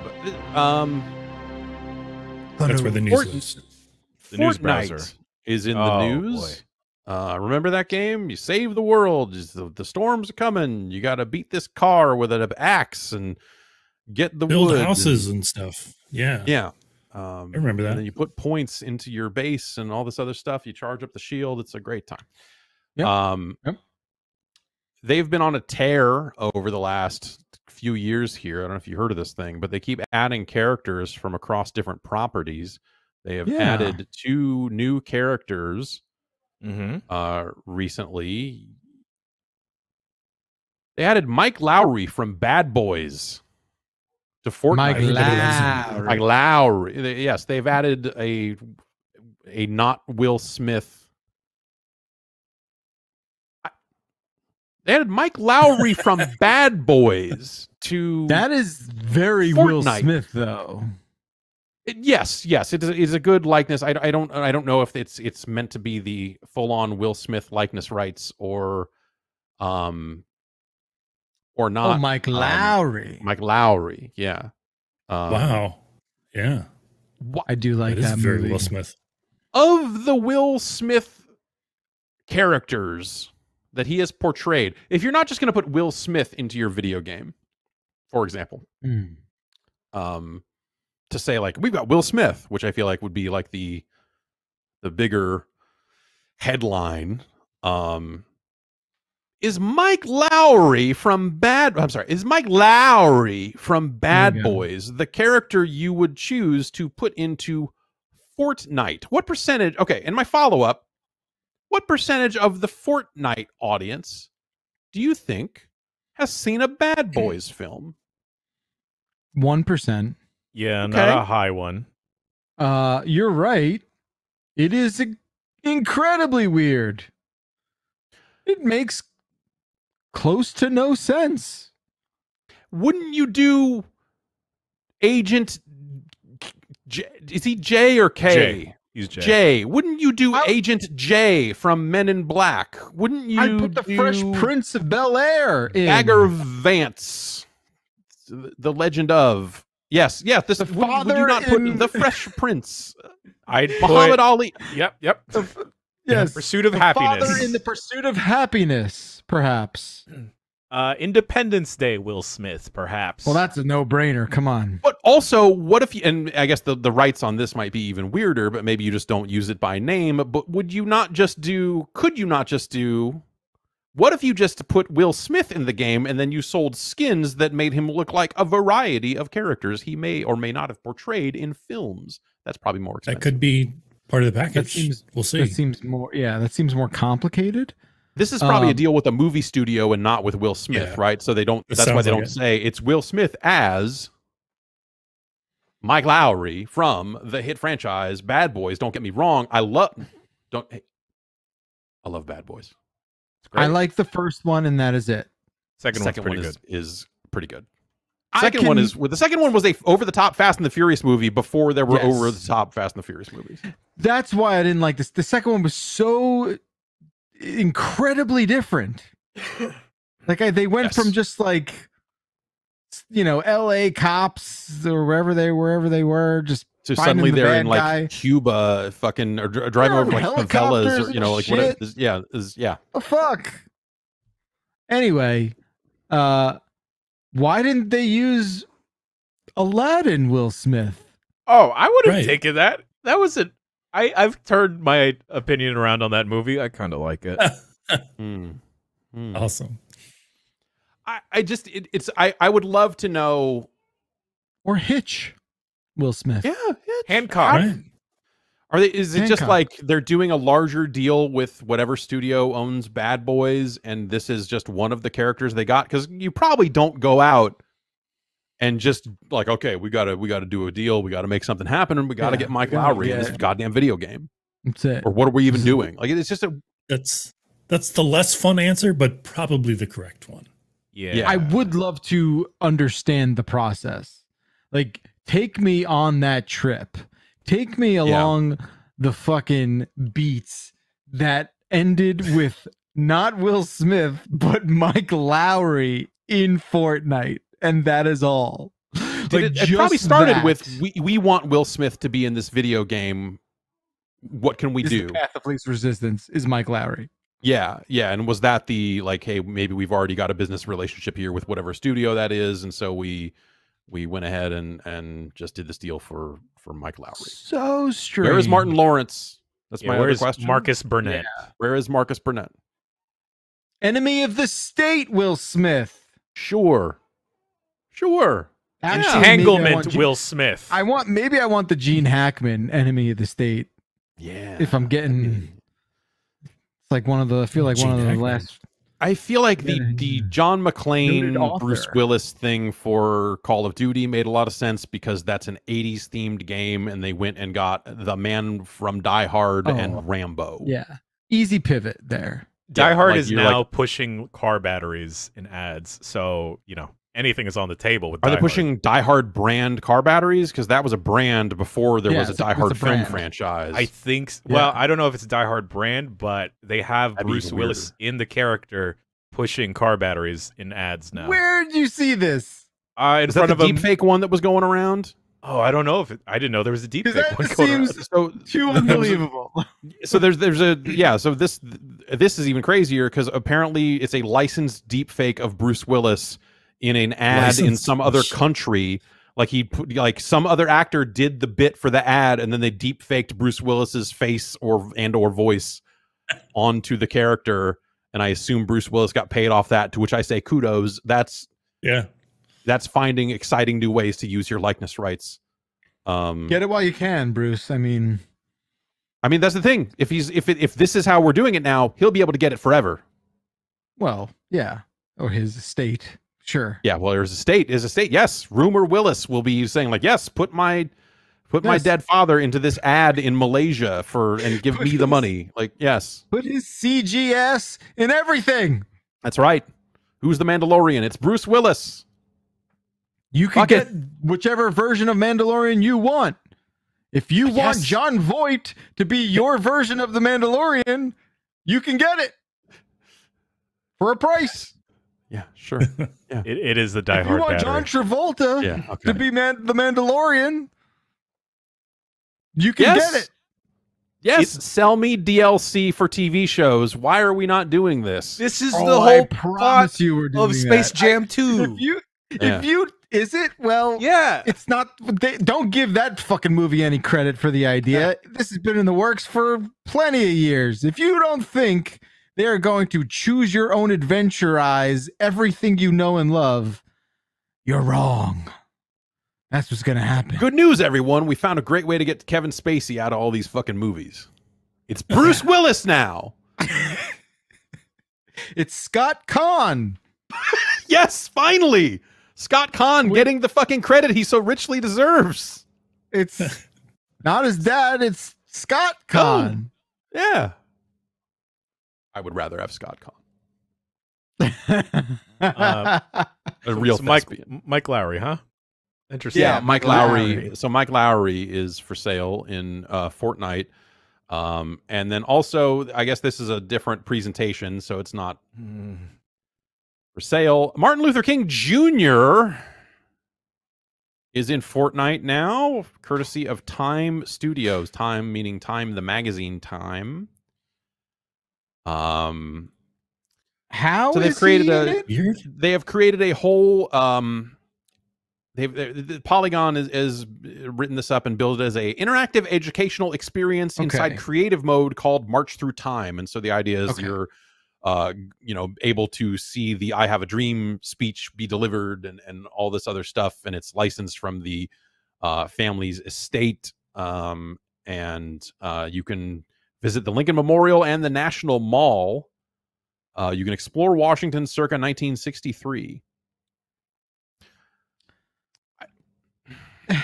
This is bizarre, but at the same time, attempts to educate people, even if the attempts are, I'm going to re-download Fortnite, I think, and look at this because I just want to know. And also all the screenshots of fucking the alien xenomorph and Rick and Morty checking out Washington and watching learning these speeches be performed is like, I get why people would look at this and go like, what the hell is happening to us? But like, hey, reach the kids where they are, right? Yeah. Yeah, I don't like I guess the attempt, I can't, again, it's crazy, but it's probably a better implementation of MLK Jr. than David Guetta did. Oh yeah, I mean, right? Yeah, this let's not pretend that. I mean, the WWE rolls out a whole thing. Oh yeah, yeah. You get a, so it's a super bizarre headline. What's that? You get a special spray if you visit the museum. Oh, okay. God. They give you a museum? Do you? Yeah, you unlock a Fortnite spray when you explore the MLK exhibit that says DC 63. Okay. Well, people's quest to get all the free stuff they can, and all the kids that are playing that, like maybe that will, maybe some folks will learn a thing or two. Give them like money, like give them a V-Bucks to like. You want to really incentivize. Give him Mike people. Lowry. You experienced the Martin Luther King Jr. exhibit, and now here's Mike Lowry. Strange reward. Yes, as it's coming out of my mouth, I'm like, maybe not. Yes, I agree. Teach as many people now more than ever about important historical people and events. Reach them where they are. Yeah. 100%. Yeah. I mean, 100%. Fortnite has a giant audience that is made up 100% of the youth. True. I'm super curious to know how this is implemented. But goddamn. Yeah, it's a super bizarre headline that I feel like as I have spent the last couple of days thinking about it, I was like, let's give it a shot. Yeah. Let's see. Like if that's crazy, let's see. If they have the sign off on like the MLK estate, then that's better than doing it without their permission. Yes. Yeah, that would be. Of course, yeah. That would maybe be weirder. Are they making another Bad Boys movie? They made one. There was the Bad Boys for Life one did well, right? Yeah, Vanessa Hudgens was in it. Yeah. Exclusively in Fortnite. Okay, so 4 is not out yet. No, wait, sure 4. I don't know. Yeah, I think 4 was Bad Boys for Life is 3 as far as I'm concerned, right? Yes, Bad Boys for Life was the 3rd film, and then there is a 4th film in the works in some capacity, apparently. Which, I mean, keep making those, sure. Yeah, I guess. I mean, again, I could see, and it's a very different thing because they're cops, and that plays a little different over the last handful of years than maybe it did when those movies first came out. But that 1 to 2 transition of like, here's our gritty cop movie about street drugs to all the fucking Bad Boys 2 stuff being way over the top. Like you could go in 3, like you could go in that Fast and the Furious. They could have a run that, maybe. Oh yeah, 100%. But they're lagging behind. They need to pump these things out faster if they want to do that. They're going to get back to pumping out video games in 2022 if all these release dates are to be believed. We saw a batch of them, a batch of upcoming unreleased video games last week during Gamescom opening night live, which was Jeff Keighley's multi-hour showcase. I feel like I should get a Fortnite spray for watching all that. No, that's. I believe they did give out some kind of Twitch drop, honestly. But to me, the two or three standout things here. This was where they fully revealed the Saints Row reboot. Yes. And that's due out February 25th. There seem to be some people that are pissed about this for like a lot of those really tragic reasons. The people like, I feel like since this release happened, like they've lifted up the rock that all the people who still use the word hipster to describe things that kids might enjoy or the youth might be into, the stuff that they are too old for now or whatever it is, like those people somehow found their way back onto Twitter or back onto my timeline, or one or the other. I guess they've always fucking been there. To be like, look at these hipster kids, these millennials. It's like, you fucking dumbass. Millennials are fucking like 40 now. Yeah. Stupid ass. Anyway, I don't know. Like what they say. Yeah, it's just like a weird reaction. And then like the Saints Row Twitter account has just kind of openly just been like, this is the game we're making. We're not backing down from this. Like, this is what we're doing. Like stopping just short of saying like, by the way, go fuck yourself. But still has co-op, still has a character creator, still has insurance fraud in it. They in the batch of previews that went around, they did say that there is no dildo bat in the game. Oh, nuts. Completely in the game? No. Not a dildo. Yeah. Yes. But it has been a long time since the last Saints Row game, the last full proper Saints Row game came out. They did that Gat Out of Hell DLC, which was like super fucking forgettable. And Saints Row 4 left the story in an area where, like, by the end of that, the Saints had full power over space and time. Yeah, it's like, where the hell do you go with this at this point? Yeah, and I think they even said that to such a level of ridiculousness that some of the interviews they've given. Yeah, you have to, like, a full reboot makes sense, and I think choosing a new direction that allows for a new style of humor. Not to say it shouldn't be bawdy, curse filled, whatever you want to say. Like, I think that, that is something I would view as something of a hallmark for the franchise, but that doesn't mean the same thing as it did a decade ago, right? It's not like the dildo bat, I don't think needs to be in this thing anymore. No. I love Saints Row 3 and 4 a lot. Those are fantastic games. But they made them, and they made them a long time ago. And I don't want to see, like, I would hate, like, imagine all this time happened. They made Agents of Mayhem, which no one cared about. And then they got back to Saints Row finally. And it was just like, here's the same fucking shit. We're going to put two guys in a car and they're going to sing a song badly. And you're going to go, yeah, just like Saints Row 3 and 4. Like like trying to ape too much of that stuff just seems like it would be a super bad idea. Yeah. So I don't know. The stuff they've been saying about it, I feel like they are headed in the right direction for a reboot of Saints Row and trying to redefine what Saints Row means while still making an open world game with 3 gangs and a bunch of different districts and a bunch of different side events, and like it still looks very much like they're making that game. And didn't they just freshened up around the edges, remaster or re-release 3? Right? Yeah, that was this year. There was a 3 remaster that was either earlier this year or late last year. I forget which, but I think that was. I don't know if it still is, but that was free on the Epic Store for a while. And so yeah, there's that remaster 3 out there. But like I'm at a point, and I felt this way actually when 3 and 4 were contemporary.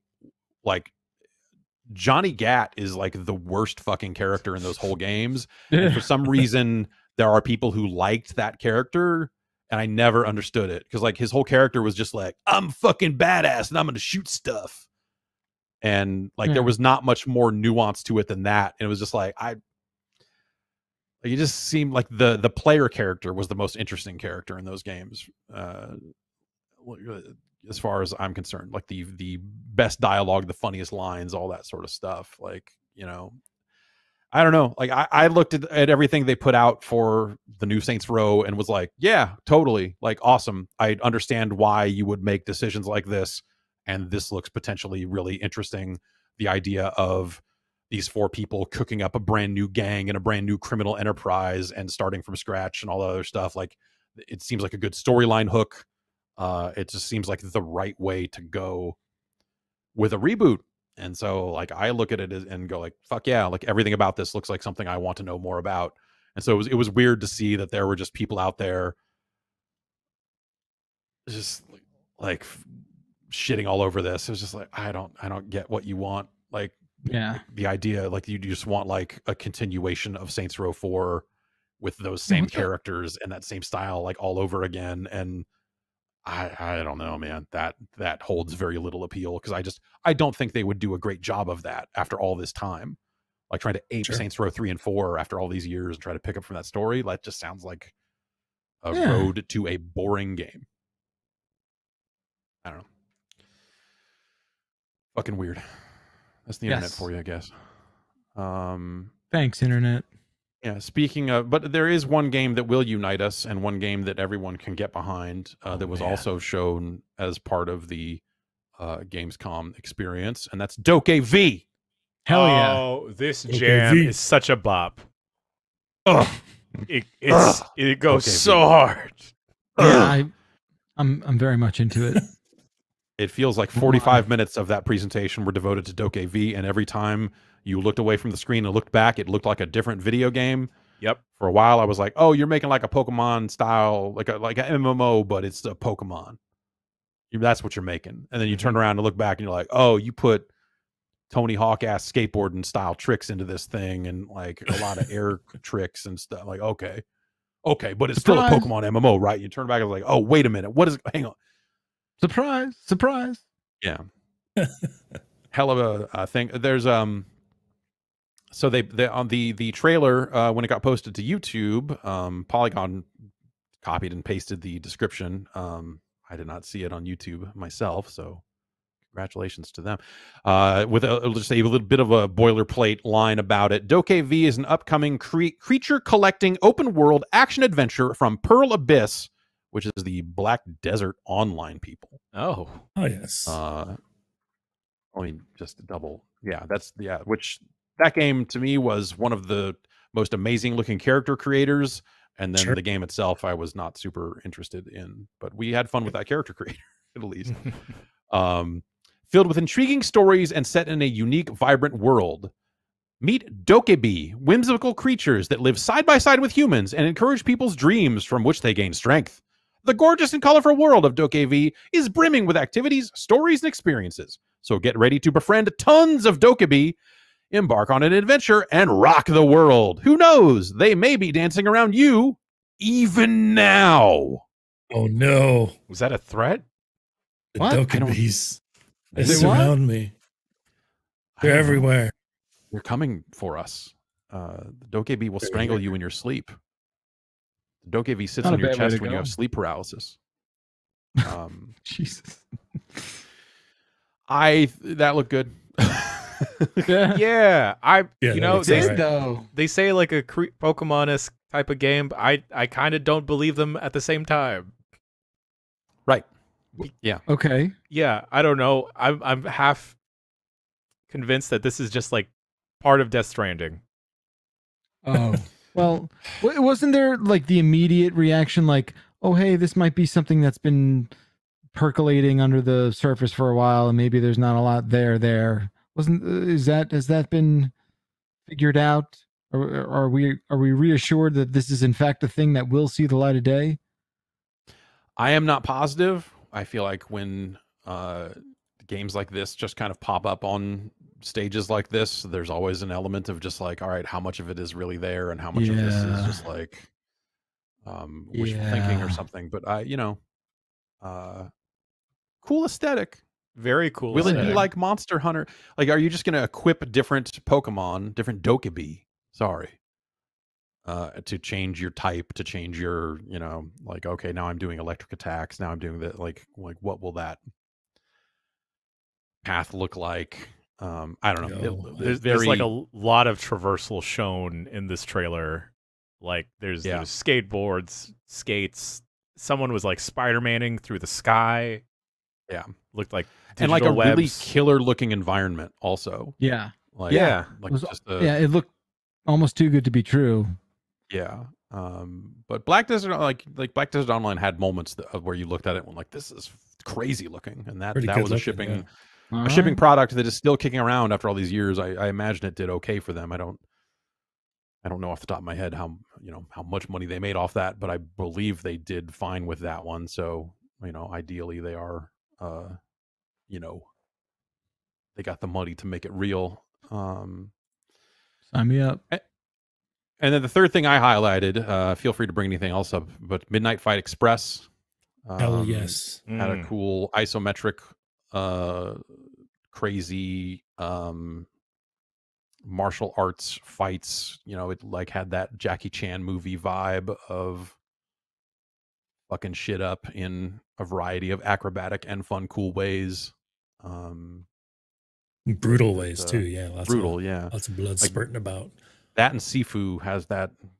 Have that style of combat and that look, but very different perspectives and seemingly very different goals with that stuff. But I've been following this guy's Twitter for what seems like years, just loving the gifts that he's been putting out, and just watching the progress of the game. Like they're getting goofy with it. Like they've got like a pillow fight mode and whatnot. It looks like it's going to be a lot of fun. I can't wait. This is one dude. There's one dude doing this. Yeah. State of California, we mentioned it earlier. A real quick one. My other highlight from Gamescom, Blade. Yeah. Hell yeah. Blade? Okay, yeah. That's it. Yep. Blade. Definitely.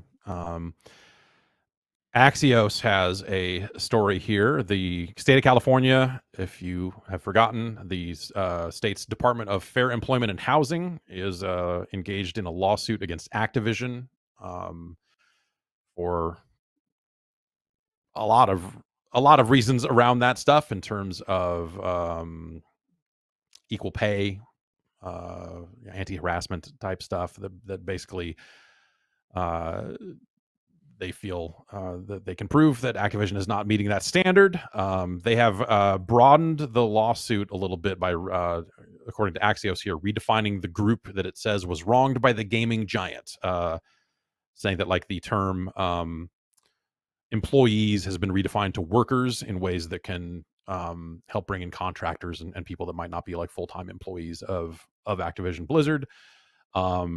The other reason this story has picked back up here is that the state of California is claiming that Activision Blizzard is preventing them from conducting their investigation by trying to get employees to speak with the company rather than contact the Department of Fair Employment and Housing directly. And also alleging that, let's see here, the quote is, documents related to investigations and complaints were shredded by human resource personnel. Jesus. Whoa. Yeah, so the state of California is claiming that Activision is shredding documents to cover up some of the potential violations here. For their part, a spokesperson for Activision Blizzard told Axios that the company has complied with every proper request in support of its review, even as we had been implementing reforms to ensure our workplaces are welcoming and safe for every employee. But was murdered halfway through the statement. So, of course, they would say that. And we'll see what happens with that one. That's a pretty interesting development, a pretty interesting claim to make. I feel like if you're the state of California, you probably don't make a claim like that unless you've got something to back it up, because it is just like the evildoers playbook. Right? Like, burn them. Bobby, we can't burn it. Burn them. Moneyball. Shut down the community center. Yeah. Yes.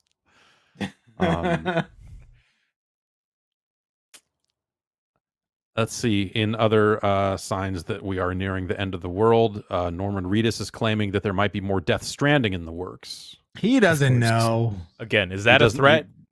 That is an absolute threat, and I agree with you that he does not know. This is a story from VideoGamesChronicle.com. He didn't know it was in the first one. Yeah. He's like, I thought I was doing Silent Hill stuff, and they said, put this on your back, and I'm like, that is scary. So this is compiling from a couple of different interviews. One came through via IGN Brazil, and then Wired had a video interview. So these quotes are from a couple of different sources. This all kind of begins with, at some point last year, Reedus claimed he was in talks to work on something with Kojima, work on something else with Kojima. So the quote that he gave to Wired here is, "We did Death Stranding, which was a huge hit, and we're in talks to do other stuff." And then later in the video said he was talking to Hideo about maybe doing some Death Stranding stuff. But at the timing of that video makes you think this might have just been additional dialogue for the director's cut. Like there's no real way of knowing. Also, I feel like the track record of actors and voice actors talking very candidly about a project they may or may not be involved in, not always, but oftentimes goes wrong, where they're just like, yeah, I'm doing the next Mortal Kombat. And you're like, you didn't. I don't know, like years later, we look back on that and go like, what the fuck did you audition for? Because it wasn't that. Or maybe you just auditioned for it and didn't get it, or what? Like, what even happened there? Like, it'd be nice to have the time to really dig back into the decades-long history of actors and musicians in some cases saying like, oh, we're on the soundtrack for this and that, and really running it down. Like, what was that really? Do you even remember? What was that? And so then the quote given to Adoro Cinema that IGN Brazil picked up, he reportedly said, "I think we're doing a second Death Stranding. It's in negotiations right now, so yay." And again, no, I just, that could have just been, hey, here's, hey, I'm coming back to do some lines for the director's cut. I don't know if they're doing new dialogue there for him. I would assume they would do something, but it just had me mocap taking a piss again. I don't know. Right. This time I had to beat off for him, and he took very high detailed scans of my feet. I didn't ask why. It's fine. It's Kojima. It's a genius. It was just Kojima this time. Yeah. So my guess here is that this is more about the director's cut stuff. That checks out. Yeah. Especially with Kojima kind of being weird about calling it a director's cut in the first place. Right. Yeah. Could have approached his homie Norman and be like, yo, just, we need to get you back in. And then like by the time the language barrier is broken down, all this other stuff, and by the time it gets through his people to him, there's like a, hey, do you want to do more Death Stranding stuff? And he's like, yay. But he doesn't know necessarily what that project is. Is he fully clued into the video game industry and how some of that stuff works? Maybe, maybe not. It's it can be pretty hard to determine some of that. So I'm going to go on record and say this is probably just for the director's cut stuff and not necessarily a full new project, especially when you start to take into account that, there's been talk swirling about maybe Microsoft being interested in Kojima's next project. And that studio, I think, has grown, but I doubt Kojima Productions is big enough to be a two game studio. And I don't know. Maybe they eventually get back down to making another Death Stranding, and I assume Sony would have a piece of that. I would assume that would be something that PlayStation would have to be a part of. But I don't necessarily know the nature of that deal as well. But I am guessing that is not something that is going to happen anytime soon, and probably not something they are in meaningful talks about either. And our final story, again, something I mentioned up at the top of the show, No More Heroes 3 is the final game in the No More Heroes franchise. Okay. Suda51, the director of No More Heroes 3, they put out one of those tweets they put out one of those images with, it's not, I'm too colorblind, but it's not quite the cyberpunk color, but it's, to my eyes anyway, it's in the same ballpark, but they're not necessarily apologizing. Just letting you know, this is it for Travis Touchdown. He's done his service. We're proud of him. Yeah, maybe I'll just read this note here.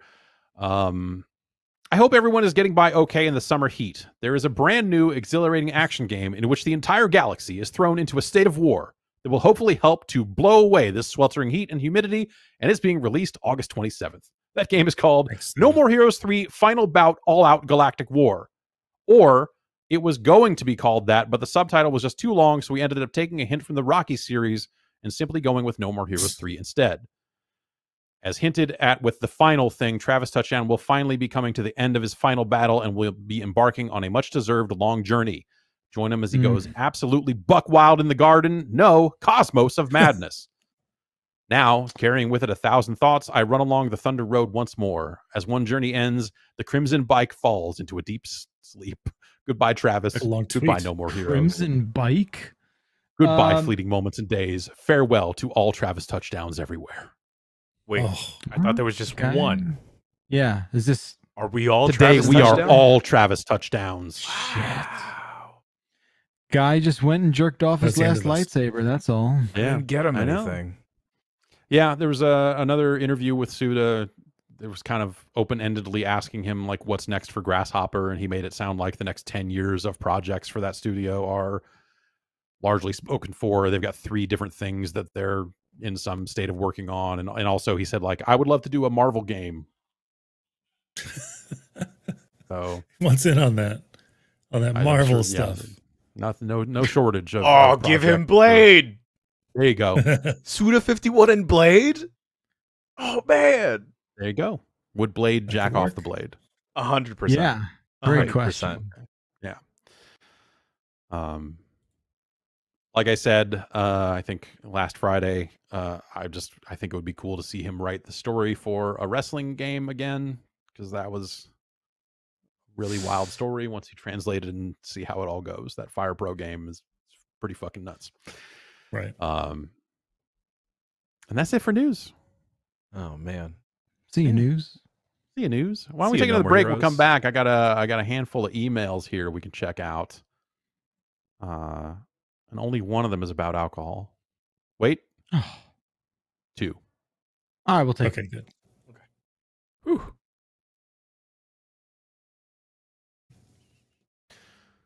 So they said a release date for Windows 11. Oh, I saw that.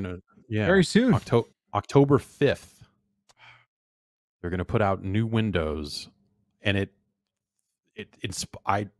made me want to go install Windows 11 on my main machine right now. Like, well, if it's that close to out, it's got to be fine, right? Got to be cooked, right? It's got to be like most of the way there. Like, they've been pushing beta builds to insiders for a while. I took my least mission critical PC, the one that I was using to power garage streams, and put Windows 11 on that and messed around with it for a few minutes. And I was like, yeah, this is just Windows. They just centered up the taskbar. And that's the dock, thing I don't like about it. Yeah. That'll be the first thing that I put right back to the left. Yeah, not interested in that. But at the same time, I don't know. Those menus sure were rounded, and the things that they change about Windows, you only discover when you absolutely need to discover them. Yep. When it's some sort of like, back-breaking thing where you're like, oh, fuck, they didn't you can't route this to that anymore? What? Right. Or like, I needed to set my path, and they have fucked up where you set the path again, or something crazy like that. I get an itch. I get an itch for new OSs, and I don't know why, but they scare the hell out of me. Yeah. I just the idea of just like, let's freshen it up, even if it's maybe not as good in some ways. Like the center dock just seems like, because like I said, I want I want to slam that mouse down and to the left without even thinking about it, and know that it's going to end up where I need to push the button to make it go. I haven't updated my MacBook since 2015. What? See, I'm running like whatever beta shit that they have out now for, I forget what fucking beach they named it after, but my MacBook is running whatever their Monterey Sierra Mist or Mavericks. something? Mavericks? Is that the old one? Is that Mavericks? I think that one's the one out now. Okay. I don't know what the fuck they got. Anyway. How else am I going to run Final Cut Pro 7? Yeah. Nice. Yeah, right. I don't know. Anyway, bombcast@giantbomb.com is the email address, because it's time for emails from you. Maybe some of these emails were written on Windows 11. We don't know. There's no way to know. There's no way to know. Or by a window. Right.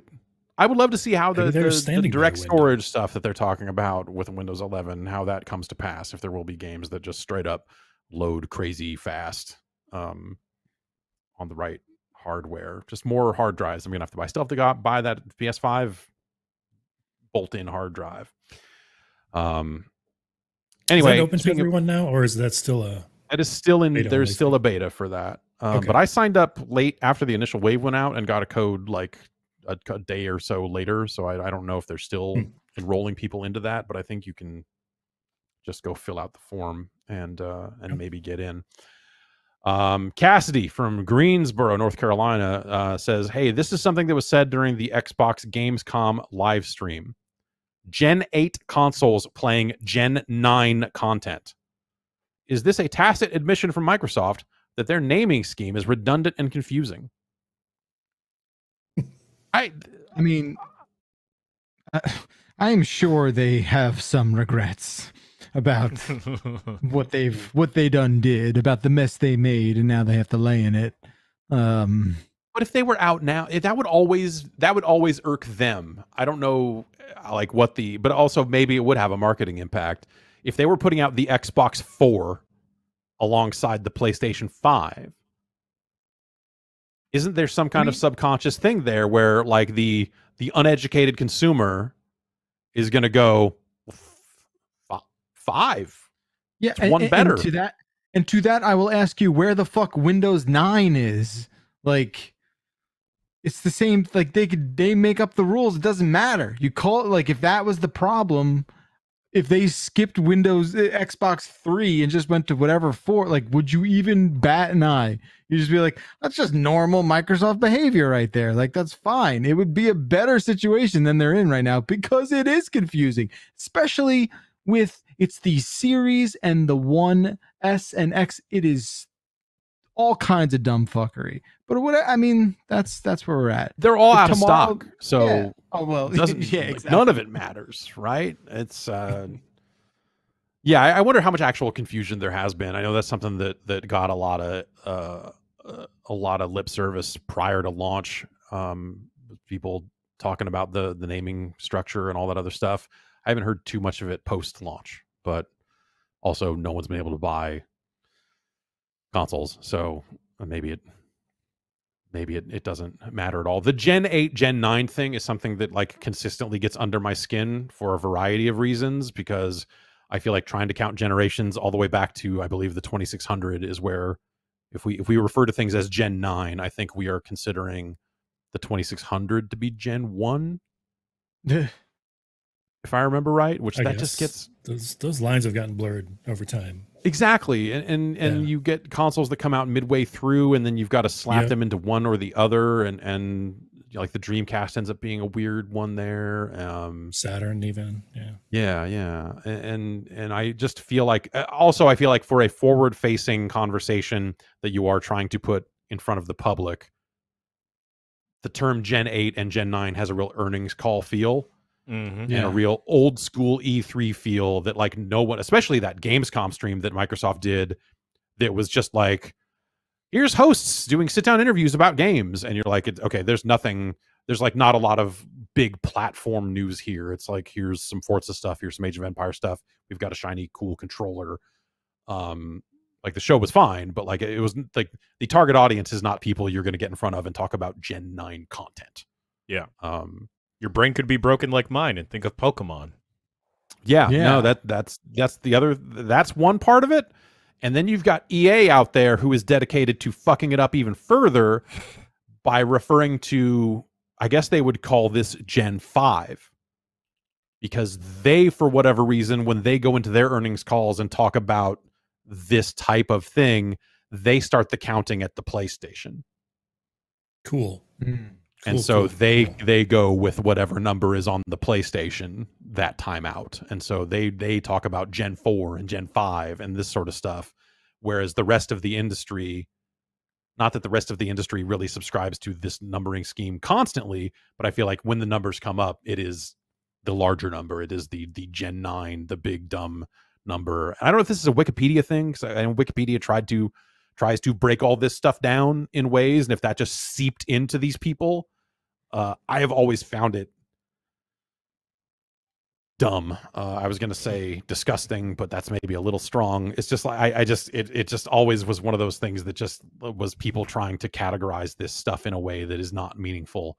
You could just say current gen and last gen, but people referring to consoles as next gen consoles, even after they're already out, broke that. We had it, and we lost it. You fucked it up, like so many other things. Yep. Yeah. So is by the EA naming convention, is Gen 1 also Gen X because of the PSX? Yes. Definitely. What about like the mini consoles though? Those are just toys. That's just some middle of the mall ass video game. Micro gens. Those are micro gens. Yeah. Yeah. That's a 1.5. That's a. Yep. I don't like this. Put them on a little salad. That's what you get. That's the thing. Like you start trying to think about this stuff and trying to assign like logic to a thing that is inherently fucked, and it just it doesn't go great. Fred writes in and says, my brother just bought a house and is in the process of renovating it quickly for his soon-to-be-born son to live in. They're very relatable. While tearing out the drop ceilings, he found a copy of the Blair Witch Project on VHS in poor condition. I own a nice VCR. Should we watch it? Yes. Do it. Wait, timeout. The weirdest thing in that entire email was, I own a nice VCR. I own a nice VCR? Yeah, but like, what does that even mean? It's got a jog wheel. Yeah, it's got a jog and shuttle wheel. It's SVHS. It's not just some regular ass VHS. I take it back. All right, consider me educated. Hey, I bought it. I spent $1,000 on that thing when I bought it. I mean, I know if you want to buy one now, they're not super cheap, right? Like, you could probably get a crummy one for under $100, but like, I feel like there was a point where I had purchased the VHS player for like $75 and remember being very upset about that. Yeah. Didn't Resident Evil 7 sent out VHS tapes and VCRs? Yes. And at some point, do you think they originally intended to do all that, or did they get into it and they're like, oh, we're going to need to send VCRs to these fucking people, aren't we? Exactly. Right. And then some poor actor had to like record what was probably 300 lines of separate dialogue. Seriously, yeah, it was individualized for each outlet. God damn. I want to know where that goddamn VCR is, to be honest with you. Yeah, but I don't know where my VCR is, and I just packed it recently somewhere in my garage. But I found a tape, so play that tape. Yes, I don't know that I have that tape, but I do have a tape of the Twisted Metal 4 Demolition Derby that they put game journalists into. I don't think I remembered that they recorded some part of this, but they flew us to Southern California and then put us on a bus for a really long time to get us out to a place where they let us drive in a demolition derby. I've told that story before, but there's video evidence of it, and I want to see what that tape actually is, because that's fucking cool as shit. Is the worry that the Blair Witch tape will like somehow possess your good condition VCR? Is that what the writer is implying. Or will it possess the people, or will it have homemade pornography on it? I mean, I feel like if I was hiding a tape somewhere, I would put something bad on it. You hide it if I were to do that, if I was going to leave a tape in a house, which now that I think about this, I should have done. You should, yeah. I would put poop videos on it, man. Yeah. Haha, surprise. You just had to know what was on this tape, and now you're scarred for life. Yep. Your sick little twisted mind. You demented freak. You had to find out. You had to find out. Throw it in the trash. Now here we are. Now you're looking at this. And then it cuts to me laughing.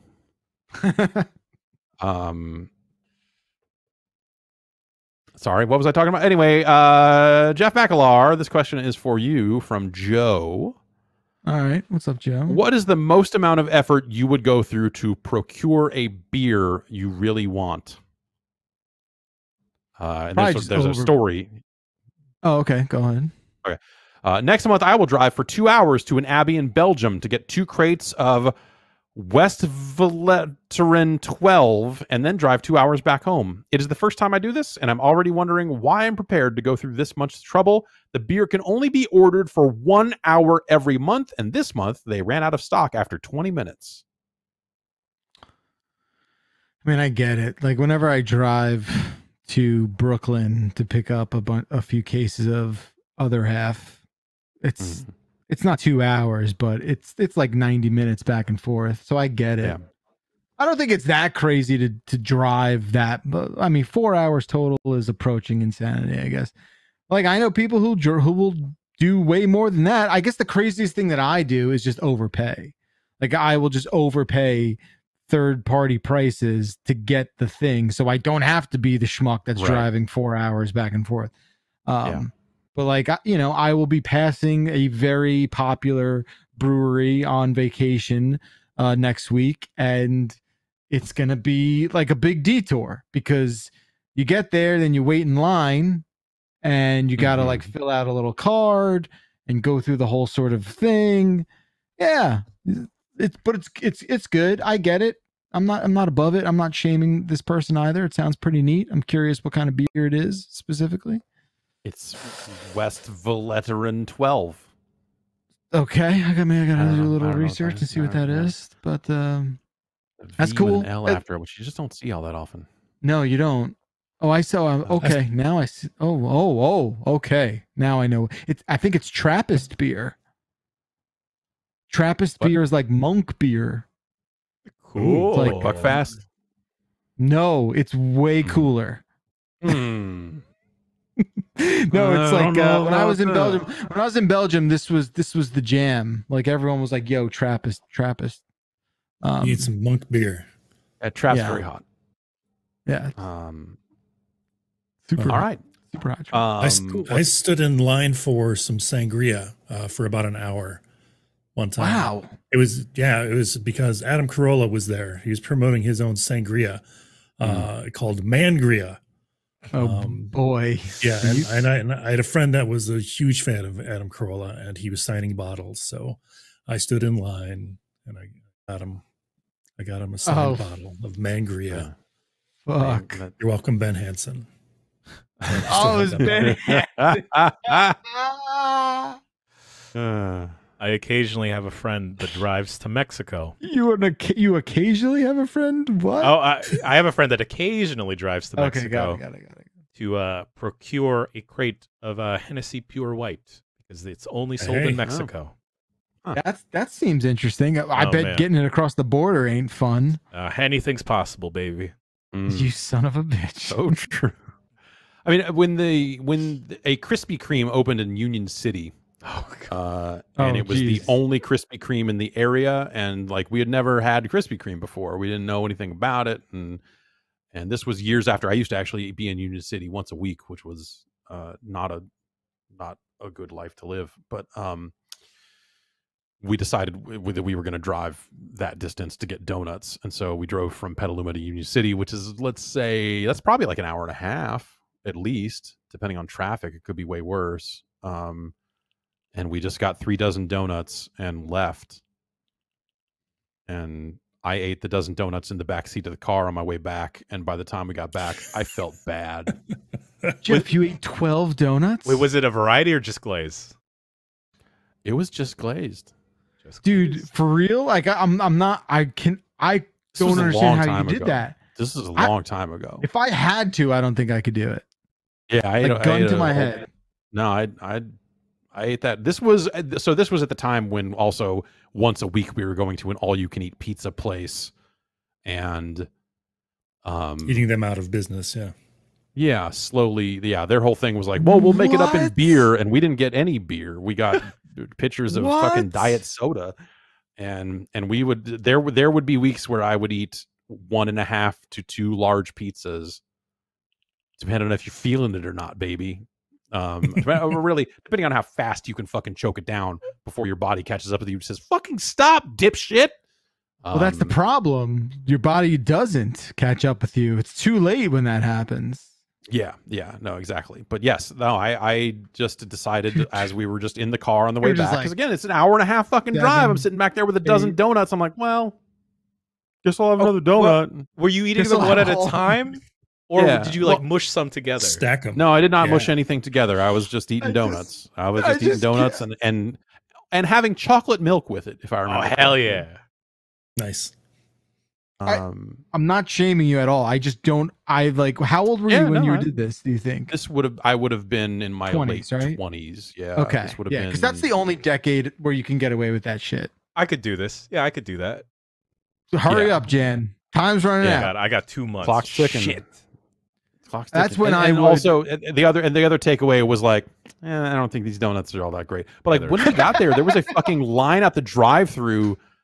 It was just fucking crazy. It was the only one in the area. You know, it's the same way when In-N-Out came to the North Bay, or there's the Bay. It was usually just an LA thing. It was the same type deal. Anytime a new In-N-Out opened, when the In-N-Out opened in fucking Rohnert Park next to the fucking Scandia, you went up there and you were like, all right, we're gonna sit in this fucking line at the drive-through for like an hour and a fucking half. And then they opened one in Petaluma like not that long after that, and the line happened all over again. There, it was just like, oh my god. And you get it and you're like, I don't know, these just taste a lot like the burgers from Wendy's. We could have just gone there and like been in and out in like 5 fucking minutes. Yeah, I don't know. I did. Yeah, I just that's amazing. That's just my thing was going to this pizza place called Pete and Elda's at the Jersey Shore, that if you ate a thin crust XXL pizza by yourself, you got a t-shirt. And they would go through like it was either like 100 or 500 or 1,000 t-shirts. They would change the theme and it would be like a brand new theme. And when you hear about the new t-shirt, you'd be like, we got to go back to Pete and Ella's and get, the 34th edition t-shirt that they have now. And I probably did it a dozen times. And not only this pizza was phenomenal, right? So like the first 4 to 5 slices go down and you are just super jazzed about what you are doing. Maybe you don't eat lunch that day, and you're just sort of like, I know I'm going to Pete and Ella's. But sometimes if you go in too hungry, that can affect you as well. You got to lay down a base. Correct. Yes, you could not be more correct. So it was always like, maybe, you have a little bit of a foundation. You don't want to like floor it right away, but you want to keep the engine a little warm, right? So, and then when you get to like slices 6, 7, and 8, and again, XXL, meaning, I don't know. I want to say like, what is that? Maybe a couple, like 2 feet. 2 feet. Say, yeah. Is that 2 feet of pizza? What are we like circumference it's there pretty, or diameter? Super thin crust. So you'd see people like stacking them, just to get 4 slices and done. Maybe people shoving slices in weird spots because they were kind of aggressive. They would like come back and be like, sweetie, you where'd that slice go? It was there a minute ago. Where is it at now? You didn't eat it. Where is it? Like shit like that. Yeah. So, you got to take your dumb food Olympic fucking shit seriously. And in your 20s. On the business side of it, I think you got to take it seriously, but on the eating side of it, you got to be in your 20s. Like, 100%. Joey Chestnut is about to be 40. That guy. Yeah, that's true. Joey Chestnut. I mean, he has devoted his life to that. Yeah. That's, you know, like I feel like if you keep working that muscle out, you can keep working that muscle out. But like, you know, when I got into my early 30s, and you know, I think actually what happened is it got to the point where all the people I knew who worked there, the girls that were my roommates, all left when they graduated college, and it just didn't feel like as welcoming of an environment anymore, and we kind of just like drifted away from it. Probably at about the right time, because I was definitely getting to a point where it's just like, this fucking sucks. Like, we're coming here every week and just like killing ourselves on this dumb fucking pizza. I feel like a triple XL thin crust, that sounds like child's play. Thin crust? Yeah, thin crust. You stack a few of those up to make it like a normal slice of pizza. It's a lot of food. It's a lot of food. Let me tell you. Like, you'd be, you know, and I probably started doing it when I was like 16 or 17. Okay. When I could just fucking annihilate anything. Yeah. I would go to Taco Bell before a hockey game. That is how psychotic I used to behave, right?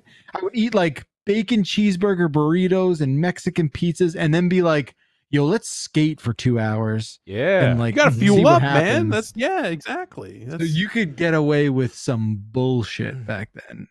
I just ate one of the... Have you seen these fucking things that Little Caesars have? The weird cross pizza? Oh, hell yeah. What? Yeah. The cross pizza. Oh, yeah. The pizza that fell over. It's like folded up in the corners. It's like this tiny, it's like a regular pizza in the middle, and then it's got 4 spokes coming off it like a cross. Mm-hmm. And those are meant to be more calzone-like. They're folded in on top of each other, and it's got like different cheese, and it's meant to be more calzone-like. And it's ridiculous. They call it, what is it? I believe it is called the Crazy Calzone. And it's like I ate that whole thing. That was okay. Man, I'm glad I tried it. I will never order it again, which I feel like is everyone else I've talked to that has also taken the plunge on this fucking disaster has also said like, yeah, you know, it's not bad, but I'm never getting it ever again. I'm like, all right. Yeah. We're not going to do the pizza thing now. Yeah. God, we can't. What I wouldn't do to get pasta in burrito form. Yeah, I always this is before rap culture took over, and I feel like you can probably get this somewhere in a rap, but like I had a friend and I were like convinced that like our path to the millions was going to be, dude, Chinese food burritos. Yeah, no, yes, 100%. No, there's some asshole in the Mission that did that, and now he's like a millionaire. Yeah, fuck that guy. Okay, I'll give you the Chinese food. Like, don't get me wrong, cutting open a burrito, just like a bunch of sesame chicken falling out, that sounds all right. Yeah. Cutting open a burrito and just like a bunch of like fucking ziti coming out of that. Hell yeah! I don't know, dude. I don't know. Open it up and be like, oh, what's up with this burrito? Taking a bite and just like spaghetti spilling out of that shit. No, imagine. Can you imagine like a bunch of like raviolis in there? Oh, okay. It's food within food. Crime. No.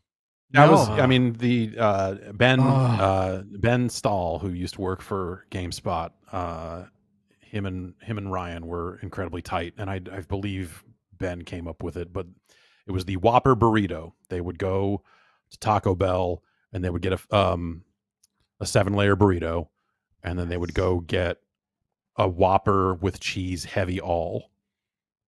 Just like put extra everything on there, extra lettuce, extra whatever, and then they would open up the 7-layer and put the Whopper in it, kind of try to munch the Whopper up a little bit, put it in there, and then roll it back up and have Whopper burritos. And that's basically like I think that's been commercialized in a way.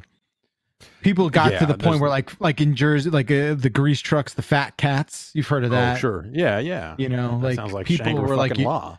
Yeah, people were like, "Why are we cutting out the middleman? Let's just get all the food crimes directly into one vessel and just call it a day." And the fat cat was born. I am blown away by fucking the path that McDonald's is on with their sweetie meals and all this other stuff, where they're literally just like selling you the same food, but like they're kind of issuing it with a bullshit, like not even really, they should be, but like the commercials are meant to serve as an instruction manual for how you are to enjoy it, because it's like, what is it? It's like a Big Mac and 4 chicken nuggets, and a Sprite, sweetie sauce, and yes, which is just sweet and sour sauce rebranded. But their thing is like, hey, you should take the barbecue sauce and put it on the Big Mac. Like that, they're like, that's like they're going to celebrities and saying, come up with a meal, but then having this, but then the restriction is like, but we're not going to actually make anything new. So here's what you have to work with. And I just want like whatever next one to be. I don't know. I don't care what celebrity it fucking is. The fucking Jake Paul fucking split decision meal. Fuck. I just want someone to say like, yeah, you get a Sprite and then you open the barbecue sauce and pour it into the Sprite. God. I just want someone to fucking demand that sauce gets put into a Sprite. Drop a 4 on it. That means you get 4 barbecue sauces and put it in the Sprite. It's the dirtiest dirty Sprite. Oh God, no. We're headed there, man. We are. I've made a decision about my life and how I feel about these things now, where I've come around on this Jake Paul boxing thing, where I think I've wrapped around from like now it's not, I would love to see this guy get knocked the fuck out and the shit beat out of him. And now it's more like I'm angry at boxing. Yeah. And now I want to see Jake Paul go on to become the world's greatest boxer. And I want him to go down in history as the best to have ever done it, because fuck you, boxing, you boring ass fucking shit ass garbage ass fucking sport. Fuck this. Yeah. Points. Oh, you know what's hilarious? Manny Pacquiao's a piece of shit. Don't get me wrong. But he had a fight, and I was at a friend's house. They ordered the fight, and then several of the people had never seen like a whole boxing pay-per-view and didn't know that there's like 5 hours before you get to the main event. Yeah. Oh, dude. yeah, yeah. And then meanwhile, my buddy's sister's like, "Is it his turn yet? Is it his turn yet?" No, at 12:36 a.m. That's when that shit goes on. At least the East Coast people. Yeah. Yeah, but by the time Manny eventually went on, the wind was out of everyone's sails, because boxing has become very boring. Yeah. That's the thing, that you got to wait. You got to like go in so late. Like imagine, doors open at 8 and you show up at 1 a.m. Like that is what you should do for boxing. Yeah. Yeah, absolutely. But that's, that was the, yes, I broke, my brain broke in such a way that now I want to see that be boxing's legacy. Like, who was the last great boxer? Oh, I can't remember. Oh, it was Jake Paul. I think it was Jake Paul. That guy was undefeated. Yeah. Son of a bitch. You're right. 45-0. 0 knockouts. Fuck, man. Okay. Tim from Minneapolis writes in and says, Mortal Kombat will probably take advantage of the DualSense features, which got me wondering who's going to have the best or grossest feeling fatality. I don't know how well that'll come across. It's going to be just like that rattle of like a rib cage or a spine twisting that goes like, right. It's going to be that sound of a bone breaking or being ripped out that will probably feel the most dynamic on the controller. Perhaps. Right? I think like a continuous thing. Like you're just talking about quick moments, like a quick snap or something like that. Like you get like a reptile or something who's like continuously munching on the entire body. That might be more impactful. Yeah. How do you translate wet? Feel every chomp. To vibrations. Yeah, wet's gonna be tough. They can do raindrops. I don't know about wet though.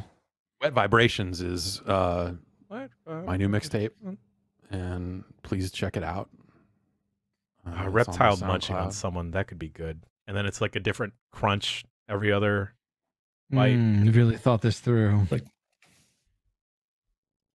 damn. I don't know. Gross. Paul writes in and says, Jan mentioning the milk crate challenge reminds me of something I saw at my last job. which was a really old dairy milk crate that someone had stored in the locker room. What I will never forget is that the milk crate had printed on the side of it, not for illegal use. My question to you all is, how else would you use a milk crate illegally?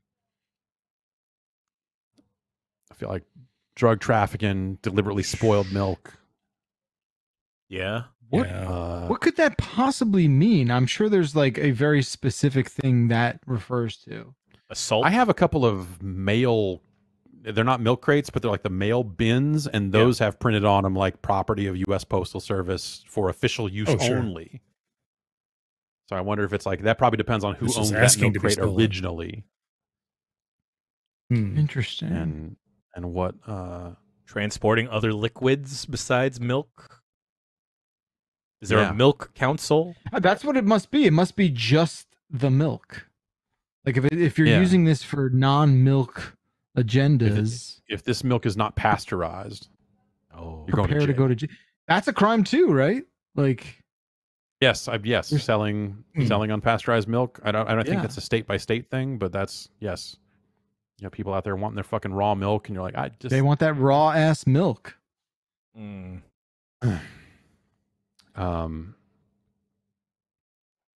Ryan in Tahunga, California writes in and says, how are you going to do Food Fight dirty like that? Ninja Golf is a great game, sure, but Food Fight is for sure the best game on 7800. Am I nuts? I believe I did say that Ninja Golf was the only good Atari 7800 game. but it's okay. So Ninja Golf is exclusive to the 7800, whereas Food Fight was in arcades. Clearly the arcade version of Food Fight is the best version of Food Fight, so I don't even think of it as a 7800 game. It's a, Charlie Chuck belongs with that 49 way or whatever, the crazy joystick that lets you get analog like aiming with that sort of stuff. A lot of micro glad you all switches. agree. Yeah. I stand with you. Yeah, whatever you were talking about, I agree. Thank you. Connor writes in and says, as some games have released on the PlayStation 2 and 3 and others on the PlayStation 3 and 4, is there a game that managed to work and come out on all three systems, thus inadvertently being playable on the PS5? If there isn't one, what's the oldest game on PlayStation 5? And then he wrote in a little bit after that to say, fuck, never mind, it's Quake. Which I don't think is actually correct. I respect the follow-up though. Yeah. Fuck, never mind, it's Quake, isn't it? Yeah, I'm trying to think, so games that would work on all three systems, so like 2, 3, and 4, which would also make it playable on 5 because PS4 games are playable on PlayStation 5. They sold some PS2 games digitally. That might... Yeah, Ape Escape 2? Yeah, maybe something like that. But as far as the follow-up question of what's the oldest game on the PS5, it's not Quake, it's like fucking Pac-Man. Like you can play, like they did all those arcade re-releases and there's all those arcade archives games that Hamster puts out.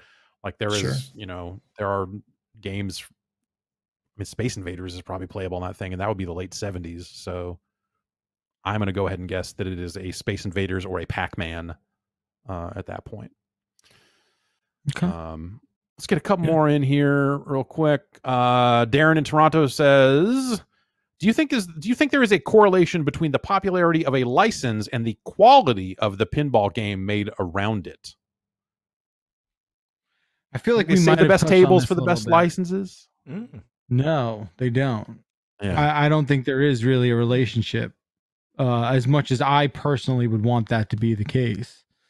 I find that a lot of some of the best games in the history of pinball are just made up IPs for the game itself. Yeah. So the licensing, I mean, look, like obviously, pretty much anything coming out of someone like Stern now is all licenses because they have to, they are not just appealing to pinball purists, right? This is presumably a thing that's going to sit in a bar somewhere or sit in an arcade somewhere, and you want as many generations of people to see that thing and be like, oh yeah, that's why we have like, a Mandalorian and why we have a Jurassic Park and all that sort of stuff. But yeah, there doesn't really seem to be a connection I think a lot of people were sort of down on the Stranger Things game that came out a couple of years ago. And do you play any you're part of it on an upside down table? Does it use magnets or anything like that? It does use literally magnets. Be upside down. So like that was the thing when everyone heard that there was going to be a Stranger Things game, everyone was like, oh, they're going to have like a lower play field where you could like look through the glass and sort of see it underneath the table.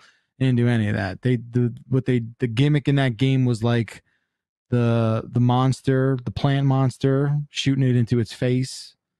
It's got like a little hole. What the hell is the monster called? The Demogorgon thing? Smoke monster. Yeah. You could shoot, and they have a thing where like there's magnets and the balls in the back will sort of look like they're levitating with magnets, like 11 telekinesis sort of shit. But yeah, it's not always, there's not always a correlation. Yeah, and I feel like there are no games coming out now that are not licensed, right? I feel like anytime, especially CERN, but I think anything announced is indie outfits will do their own thing, where you'll get speaking like of which. Did you catch this Deeproot story?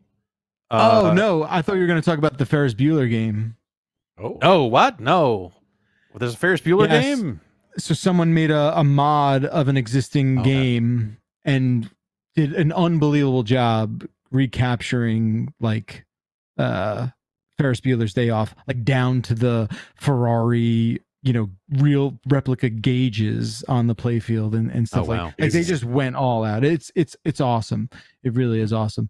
But no, I know Deeproot they do have a game with like an LCD screen in the lockdown bar. But Deeproot also makes the government sue them, the SEC apparently sue them for fraud.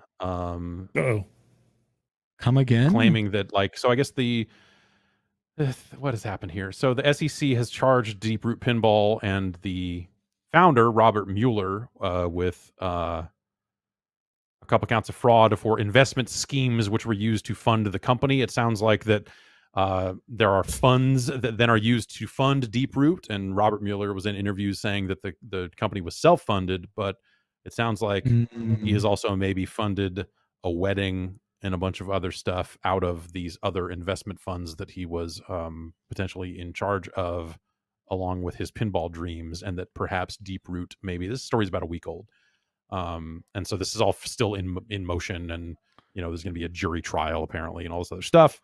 But basically saying from at least September 2015 to at least February 2021, Robert J. Mueller and Deeproot, both investment advisors, defrauded 2 investment funds they advise and nearly 300 people who invested roughly $58 million in the funds. Yeah. So I feel like that's a weird road to use pinball, which is such a small-ish thing these days as a method of defrauding people, but maybe a thing to just get away with it where no one's looking. I actually just had a friend write me who listens to our show and is basically like, yep, I just got money back from Deeproot for having put down a deposit on their game that was called Retro Atomic Zombie Adventureland that they did make like at least one of them and showed it off. But it doesn't seem like that's going to be happening anymore. Yeah. So that story's in motion, and it seems like that might be it for Deeproot. All right. Let's see here. Tucker writes in and says, in a recent video about the new Saints Row game, Volition had some shots of inside of their office. They pan over a lot of Saints Row merchandise, and front and center is a 40-ounce bottle of Saints Row malt liquor. Have you tried some? Do you own a bottle? We had one. We had a Saints Row 40. They did send those out at some point. I don't know where that ended up, but I want to say around the time 3 was coming out, they sent out, they just printed out stickers and put them on 40s. And I remember when THQ, because that was still THQ at that point, right? Was Saints Row the Third originally a THQ game? I believe so. I think so. I remember seeing the logo. Yeah, okay. So I remember when THQ went under, someone who was in the public relations department of THQ on his way out after the shutdown and everyone, losing their jobs and all this stuff, posted a bunch of pictures of him posted up on the front steps of THQ, spilling out the Saints Row 40 on the steps. And that what a is way to still go out. emblazoned in my brain all these years later. I think he just posted that to Twitter. But that one stuck with me. All right, last question. We'll send it on home here. Brandon from Lowell, Mass, home of a surprising number of events in the world of wrestling. Looking at the currently announced guest characters for Super Monkey Ball Banana Mania, we've got Beat from Jet Set Radio, Kiryu from Yakuza, and Morgana from Persona 5. All three are well-intentioned criminals. Does this imply that the monkeys from Super Monkey Ball are also criminals? Well, their code names. What do you think? Is I and are they all crimesters? Yeah, maybe. I think I get would put in a bot ball me. like that. Yeah. It's jail. Is Super Monkey Ball just like a Running Man-esque program in which prisoners are put into the games for our entertainment and to fight for their own release? Yes. Okay. I'm happy to go with that. Sure. Okay, great. You heard it here first. All those monkeys are criminals. Feel good about it. Yeah. Congratulations. I feel safe. Yeah. You feel safer with them locked up. Yeah. Yeah. Knowing that they In can't the hurt balls. anyone. Yeah. Yeah. Smart. The balls don't seem to be that important. They seem to be able to clip through the balls to do things. They use them as wings sometimes. Yeah, I mean the balls do open, but like they open when they're in the sky, which seems like almost like they're trying to kill them by having them fall out of the balls. Where did the balls come from? Who created the balls? We did. Our own construct. Yeah, it's Oh, private. It's just Private prisons created it. Yeah. got it. Yeah. Got it. Yeah, like Mento in the chat says, is it some kind of future sport like rollerball? Like, yeah, basically. Okay. I can get behind that. Yeah. Well, I think that's going to do it for us here. We want to send a special shout out to Scott Kahn, who I believe is going to be in Fortnite next month. Congrats. At this rate. Yeah. Yeah. You did it. Yeah. That's going to do it for us here this week. Anyone have anything they need to get off their chest or promote or otherwise here before we wrap it up? Last call. I got a joke real quick. Okay. Yep. So if they do make another Fast and Furious movie, that's going to be the 10th one, right? Yeah. What are they going to call it? Fasten your seatbelts. Fasten your seatbelts. That's going to do it for the Giant Bombcast. See you next week, everybody. Yeah. Oh, you okay? You was have really something. good. If you actually have something, I will. No, I was gonna press the button. Say, I'll say goodbye and see you in 2 weeks. I won't be here next week. So yes, enjoy your time away. Enjoy your Thank fancy beer field trip on the way to where you're going. And it's not just for beer, but it will have beer. Oh yeah, and God damn it, stay safe. All right, we'll be back next week. We're the show. See you then. Bye.